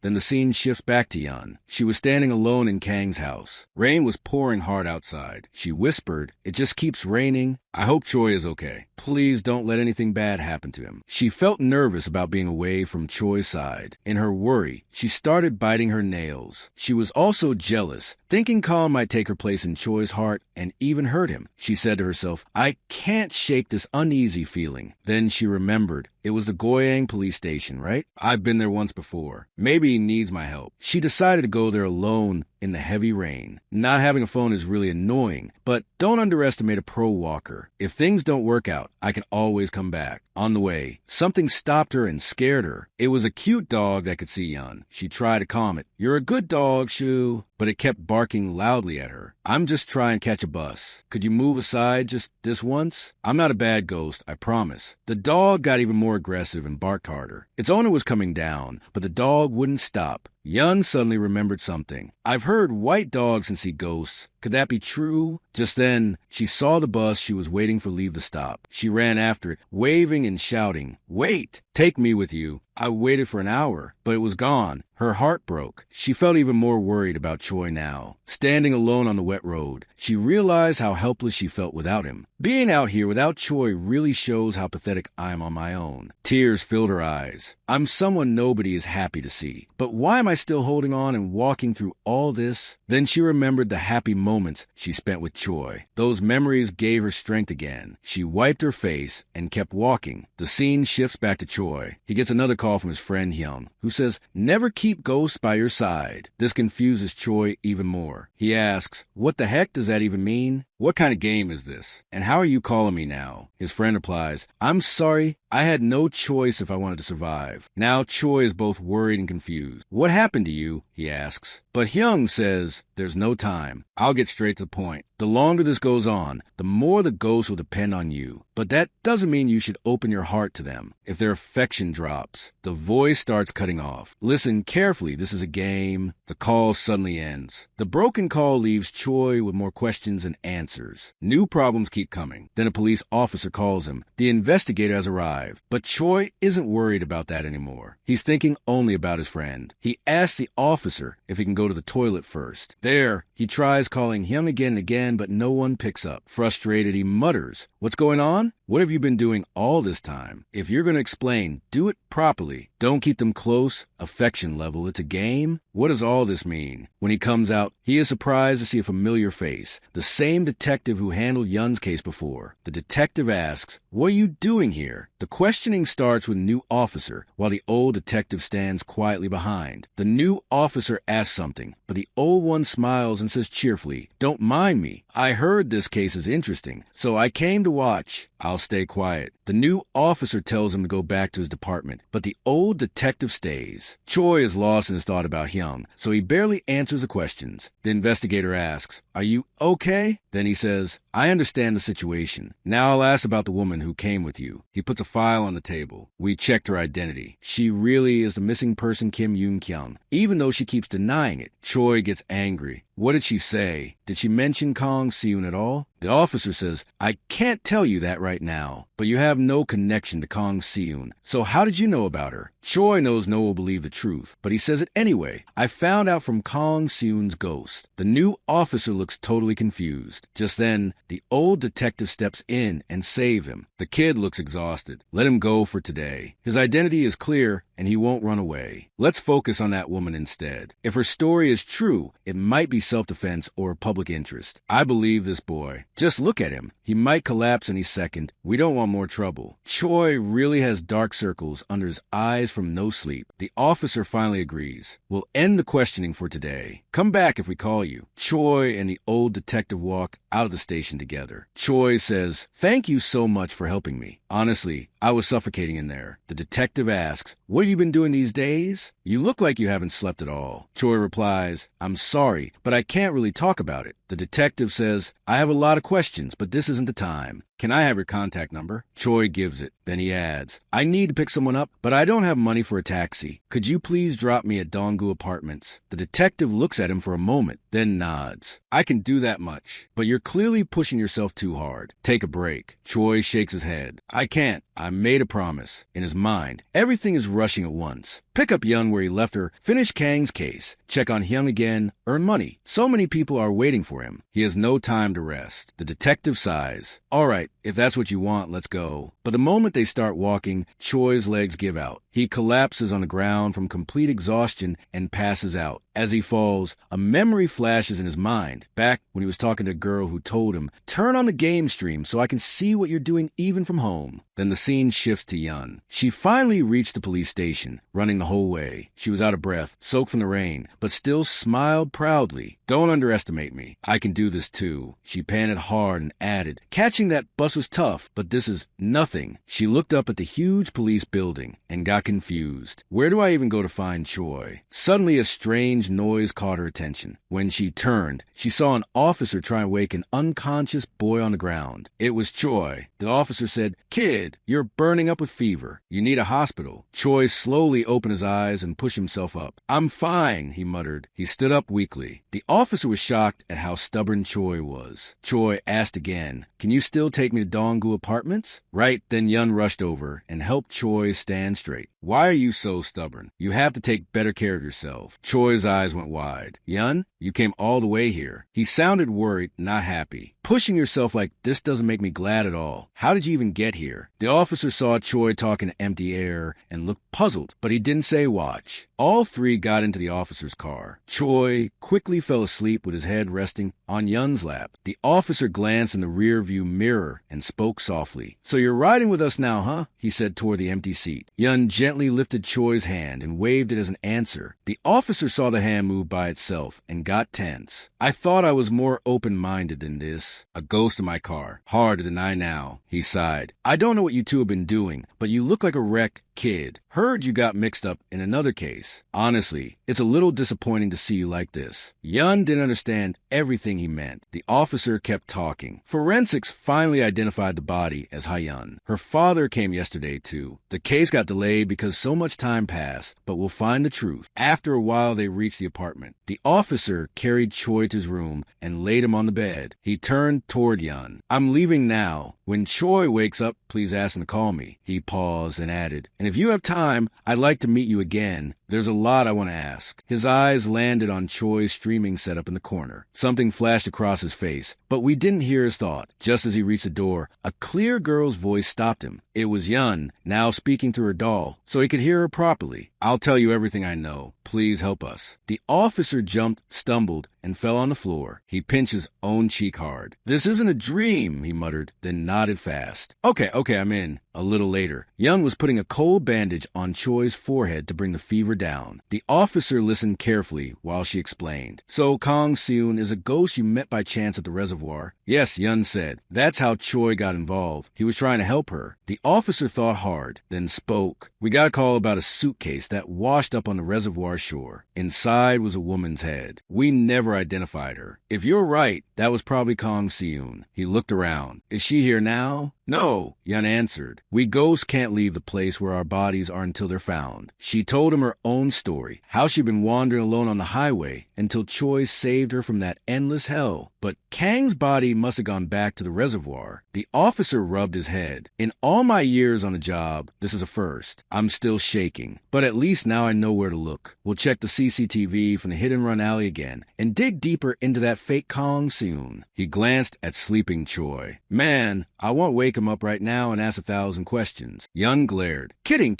The officer said quickly, hands up. Then he got serious. This might be rude, but what are you planning to do after this, Yun? Choi can see you, but you can't stay by his side forever. It'll only hurt both of you in the end. Yun looked down. I know I don't belong here, but until the person who did this is caught, just until then, I'll stay. The officer's phone buzzed. He checked it and stood up. I have to go. Thanks to you, I've got a lot of work now. At the door, he turned back with a shy smile. Hey, would it be okay if I touched the doll just once? Yun got mad again, and the dolls had spun scarily. The officer laughed nervously and left fast. Alone with Choi, Yun gently stroked his hair. She didn't need to say it out loud. She already knew. She had thought about it hundreds of times. As long as she stayed, Choi couldn't live a normal life. She was dead. He was still alive. He should work, meet people, fall in love, be happy. But then tears fell from her eyes. I don't like that last part. She knew everything, yet she still wanted to stay just a little longer. Sometime later, Choi finally woke up. The first thing he did was grab his phone and check the status of both his girls. Then he drifted back to the moment he first saw Hyun. Right now, Choi was sinking deep into memories of the days spent with Yun. She was a beautiful woman, wild and full of surprises, playful, always bursting with energy. But little by little, she started to change. She began watching my every reaction. She leaned on me more and more. She cried and laughed just by looking at me. In the present, Choi stared at Yun sleeping beside him and thought, if she were alive, she'd come from a world so different from mine. We never would have met. And yet someone like her says she wants to stay by my side. Yun was curled up next to him, fast asleep. By mistake, her hand brushed against his. Choi's heart jumped. What kind of guy wouldn't feel shaken by that? Suddenly, Yun rolled over in her sleep and hugged him tight. She pulled herself closer and closer, resting her head on his shoulder. Choi's face turned bright red. What the heck is this? It feels so real. How can I not be aware of it? But then Hyung's warning echoed in his head. Never be too kind to them. The longer it goes, the more they'll rely on you. Choi gently slipped out of bed and went to the bathroom. He stared at the mirror and thought, ever since I started hanging out with Yun, I stopped opening the game unless I really had to. I couldn't help it when choices popped up out of nowhere, but I never wanted her to find out. He opened the LP store. Everything was unlocked now, and he could finally see what each item did. He had saved a decent pile of points and opened new shops, but he still had no clue what most items were for. There was a talisman to keep bad luck away, medicine that stopped pain, and a key that could open any door, but it broke after one use. Of course, he kept saving points, just in case. Then he checked the status windows for both girls. His stomach dropped. Both of them were now interested in him. A dating sim with cute girls, a game where you build a sweet relationship for some cheap thrill. But this is a game in reality. They're right here alive, breathing real. He remembered Yun crying once, saying, "I want to stay with this person." He had secretly looked up the meaning on his phone dictionary and turned red as a tomato. It meant being drawn to someone, the feeling of giving them all your attention. Choi shook his head hard. "Stop overthinking. Idiot. There's already a mountain of stuff to do." He took a deep breath. "It's not like I don't feel anything, but like Hyung said, I can just see them. That's all. Don't get full of yourself. Choi, the goal is to delete the game. Until then, my job is to help them find peace and fix things. We can't be together forever anyway." Just as he stepped out of the bathroom, his phone rang. It was Detective Han. A little later, a car sped down the highway. It was Detective Han's car, and Choi sat in the back. Detective Han said, "Sorry to drag you out while you're still sick. The investigation hit a wall, so I need your help. You sure you're okay?" "I'm fine," Choi answered. "Actually, I needed to go back to the reservoir anyway. I was stuck without a ride." Then Choi noticed someone else in the car. The guy turned and waved awkwardly. "Hi, I'm Kim I-sam." Detective Han chuckled. "He's on our team. Seems a little nervous, with Ha Yun riding along." Yun, sitting invisible beside Choi, looked just as confused by the new guy. Detective Han added, "He's simple but good at his job." Kim I-sam pouted. "Hey," Choi asked. "You said the investigation stalled. What happened?" Detective Han sighed. "That woman won't admit anything. Even with evidence, she keeps saying she is Kang Seun. We're wondering if it's dissociative identity disorder or some kind of psychotic delusion." Choi frowned. "What's that?" "It's when guilt or trauma splits a person's sense of self," Han explained. "They can't tell what's real anymore and truly believe there's someone else. Because of that, the case is on hold. She'll probably get locked up for psychiatric evaluation. We can't get anything out of her until we know if she's lying or broken. That's why I need Kang Seun's help. Cases like this can drag on forever. If we want it solved fast, we need her ghost." Soon they reached the reservoir. They started searching for Kang. Detective Han asked, "What's it like seeing ghosts?" "I heard you suddenly started seeing them. Isn't it scary?" He paused. "And why go so far to help them? Don't you have your own life?" Choi stayed quiet for a long time. Then he said seriously, "Someone was waiting desperately. I couldn't look away. I know what it's like to wait like that." Yun's chest suddenly hurt. Not a body pain. An aching, emotional pain she couldn't name. Detective Han glanced at him. "You seem like you grew up comfortable. Did something happen?" Choi looked away. "It's personal." Then he turned the question back. "What about you, detective? Why help me this much?" "I'm thankful, but you're going way out of your way too." Han's voice turned cold. "I'm a cop. Solving cases gets me promoted. I'm ambitious, that's all." While they talked, Yun stared out the window, lost in thought. Even sitting right next to the person she liked, he felt so far away. She really didn't know anything about him. Detective Kim complained. "How much farther? This is the wrong direction from the search area." Choi looked up. "We're here." A huge bolt of lightning cracked across the sky, lighting everything white. It marked a checkpoint for Choi. Yun and Kim both jumped. Kim yelled, "What was that?" That lightning was way too loud. Choi walked forward and found Kang's body lying on the ground. He knelt beside her. "Sorry I'm late. I lost track of time." But then he froze. Her head was missing, and the body, it was shaking hard, trembling in fear. "What's going on?" Choi whispered. "Where's your head?" Without a head, the body couldn't answer. Choi started shouting her name, calling for her ghost. The two detectives looked at each other, totally confused. Choi's mind raced. The body was here, but the head wasn't. In Yun's case, she disappeared at sunrise and reappeared near her remains at night. Hyung's note said ghosts couldn't go far from their bodies as long as the remains existed. But Kang had come all the way home with them, and the game gave no info. Hyung must have written down whatever he figured out. Detective Han walked over. "Something wrong?" Choi turned fast. "Wait, you said her head washed ashore, right? Where is it now?" Han answered, "Probably at the National Forensic Service morgue for autopsy." The scene cut to the cold morgue. Kang's head sat trapped inside a sealed metal container, the kind used for bodies. Tears streamed down her frozen face. She screamed inside, banging weakly against the walls. "Choi, help me, please." It was a glitched, terrifying prison. She was all alone, terrified, and couldn't escape. Back at the reservoir, Choi stood with the two detectives, staring at Kang's trembling, headless body. Detective Han rubbed the back of his neck. "Right now, only the torso is here. The head is almost certainly at the National Forensic Service morgue. I do have a senior there, but it's a different agency. We don't have access, and letting a civilian in is basically impossible. There's nothing we can do tonight. It sucks, but let's call it a day and start proper search tomorrow." Choi's face fell. He had promised Kang he would come get her tonight. He glanced at the dirt smeared across her clothes and suddenly froze. Wait! He knelt down, touching the mud on her sleeve. She told me her body kept wandering the trails. This dirt is fresh. Her house is way too far for someone to carry her on foot. Someone used a car or a taxi. And look at her build. She wasn't small. Whoever moved her wouldn't want to carry the parts far. He looked up at Detective Han, eyes burning. They didn't dump everything at once. They buried half the body somewhere close to the road, near the reservoir. We can still find it tonight. Please, just trust me this once. After a long silence, Detective Han sighed. Fine, grab shovels. A little later, 3 men were digging holes all over the dark hillside near the reservoir. Detective Kim wiped sweat from his forehead. Are we sure about this? The theory sounds good, but this mountain is huge. Han grunted, driving his shovel into the dirt. Less talking, more digging. Kim groaned. We have actual jobs. You know, why not just call the search team? Because this is all guesswork. Han shot back. If they come and find nothing, we get chewed out. And if they find something, they take the credit. Kim muttered, I never should have followed you two. He glanced at Choi, who was digging like a madman. By the way, how did he know to dig around these exact pine stumps when the head isn't even here? Han watched Choi's frantic pace and thought, he sees something we don't. He left Kang's ghost behind to come here. Flashback. While the detectives were still talking, Choi had quietly used a magnifying glass item from the LP store, the one he'd been saving for Yun's killer. A glowing trail had appeared on Kang's clothes, leading straight to this group of trees. He hated burning the item, but he couldn't leave Kong waiting alone. Back in the present, the night was pitch black and cold. Yun floated beside Choi, worried. Are you okay? You look exhausted. I'm fine, Choi said quickly, not wanting her to worry. Let's just keep going. Yun's voice softened. You went through all this when you were looking for my body too, didn't you? I was just happily floating around, never realizing how hard you worked. I'm sorry. Choi smiled weakly, still digging. It was nothing. Because of that, you got to see your family again. You don't have to wander the highway anymore. If a little pain means someone doesn't have to be alone forever, it's worth it. Yun's cheeks turned pink. She whispered, still, you're not fully better yet. Don't push too hard. Choi nodded, then spotted the exact tree from the photo on his phone. He attacked the ground like a man possessed. Kong was still waiting alone in that metal box. He had to hurry. Yun watched him from the side, heart aching. Suddenly, clunk, Choi's shovel hit something hard. His eyes widened. He dropped to his knees and dug with his bare hands. What he uncovered made him fall backward in horror. Minutes later, the hillside was swarming with police lights. The area was cordoned off. The search team had arrived and was working fast. Detective Han jogged over. Sorry to keep you waiting. We found the rest of her body nearby. They'll finish processing the scene soon and move everything to morgue. Choi asked quietly, then what about us? Han grinned. I told you I know someone at the NFS. Already gave her the short version. Go with this person. A woman in a lab coat walked up. Park Hyun-jin, forensic investigator. You're the kid who found the body in the hills and the one who sees ghosts, right? She whispered to Han. Han smirked. They're probably standing right next to him. They all headed to the morgue. Scene shift inside the cold morgue room. Kang's full body now lay intact on the table, wounds gone. She slowly opened her eyes. Where am I? She sat up, no container walls. She was free. 2 workers nearby were talking. Kang's eyes lit up. Normal people. I can finally talk to someone besides Choi. She rushed toward them, reaching out. Her hands passed right through. Her face fell. Still a ghost. Still invisible and unheard except by him. But then she noticed her body was whole again. Scars vanished. She overheard the workers. Why did she ask us to leave the door open? Said she needed to contact someone. Ghosts can't open doors themselves. Wait, don't tell me that note is for the dead Kong Seun? Yeah, the kid asked me to stick it somewhere she'd see it. Kong spotted the note taped to the wall. I'll be waiting at the front gate. Choi Do-yeon. Her eyes filled with tears. A huge smile broke across her face. She bolted to the halls like a mad puppy, tripping on stairs, scrambling back up, desperate to see him. She burst out the main doors, and there he was, standing with Yun under the streetlight. Kong ran full speed and threw herself into Choi, hugging him tight, sobbing into his chest. I miss you so much. I was so scared alone in there. I thought you forgot me. It hurts so bad. Choi gently placed a hand on her head. It's okay now. You did great. I'm here. Kong cried harder, clinging to him. And that was how Kong Seun's case finally closed. But behind them, Yun watched the hug, biting her lip so hard it turned white. Jealousy burned in her eyes. From that moment on, everything started to take a very unexpected turn. The scene moves to a quiet hospital room. A young man lies in bed, covered in bandages. His mother sits beside him, tears falling. She asks, "What made you do it so suddenly?" It is Choi's friend, Hyung. She cries, "How am I supposed to live now? Please open your eyes. You promised you would take care of me once you succeeded. So, why are you lying here like this?" Even the doctor looks sad, watching the heartbroken mother. Back outside the morgue, Yun says, "Thank goodness, everything turned out the way you wanted." She had just pulled Choi and Kong apart from their long hug. With a forced smile, she adds, "I know how you both feel, but let's calm down now. If you keep crying like this, it will only make things harder for him." Kong is still sobbing. The three of them walk together. Kong wipes her eyes and says, "I'm sorry, Choi. I just couldn't help it. I was so happy to see you again." Choi smiles softly. "It's okay. Anyone would feel the same. I'm just glad we're safe and together again. The real problem is what happens next." Kong looks puzzled. Choi explains, "Your house will be off limits until the investigation is over. They caught the main suspect, but they still need more proof. Even in the best case, it might take weeks. The detective promised to help, but he's busy. If it's okay, should I take you home for now?" Kong shakes her head. "Can I stay with you two until my house is free again?" Choi and Yun both look surprised and a little worried. Kong quickly adds, "Is that not okay? If you let me stay,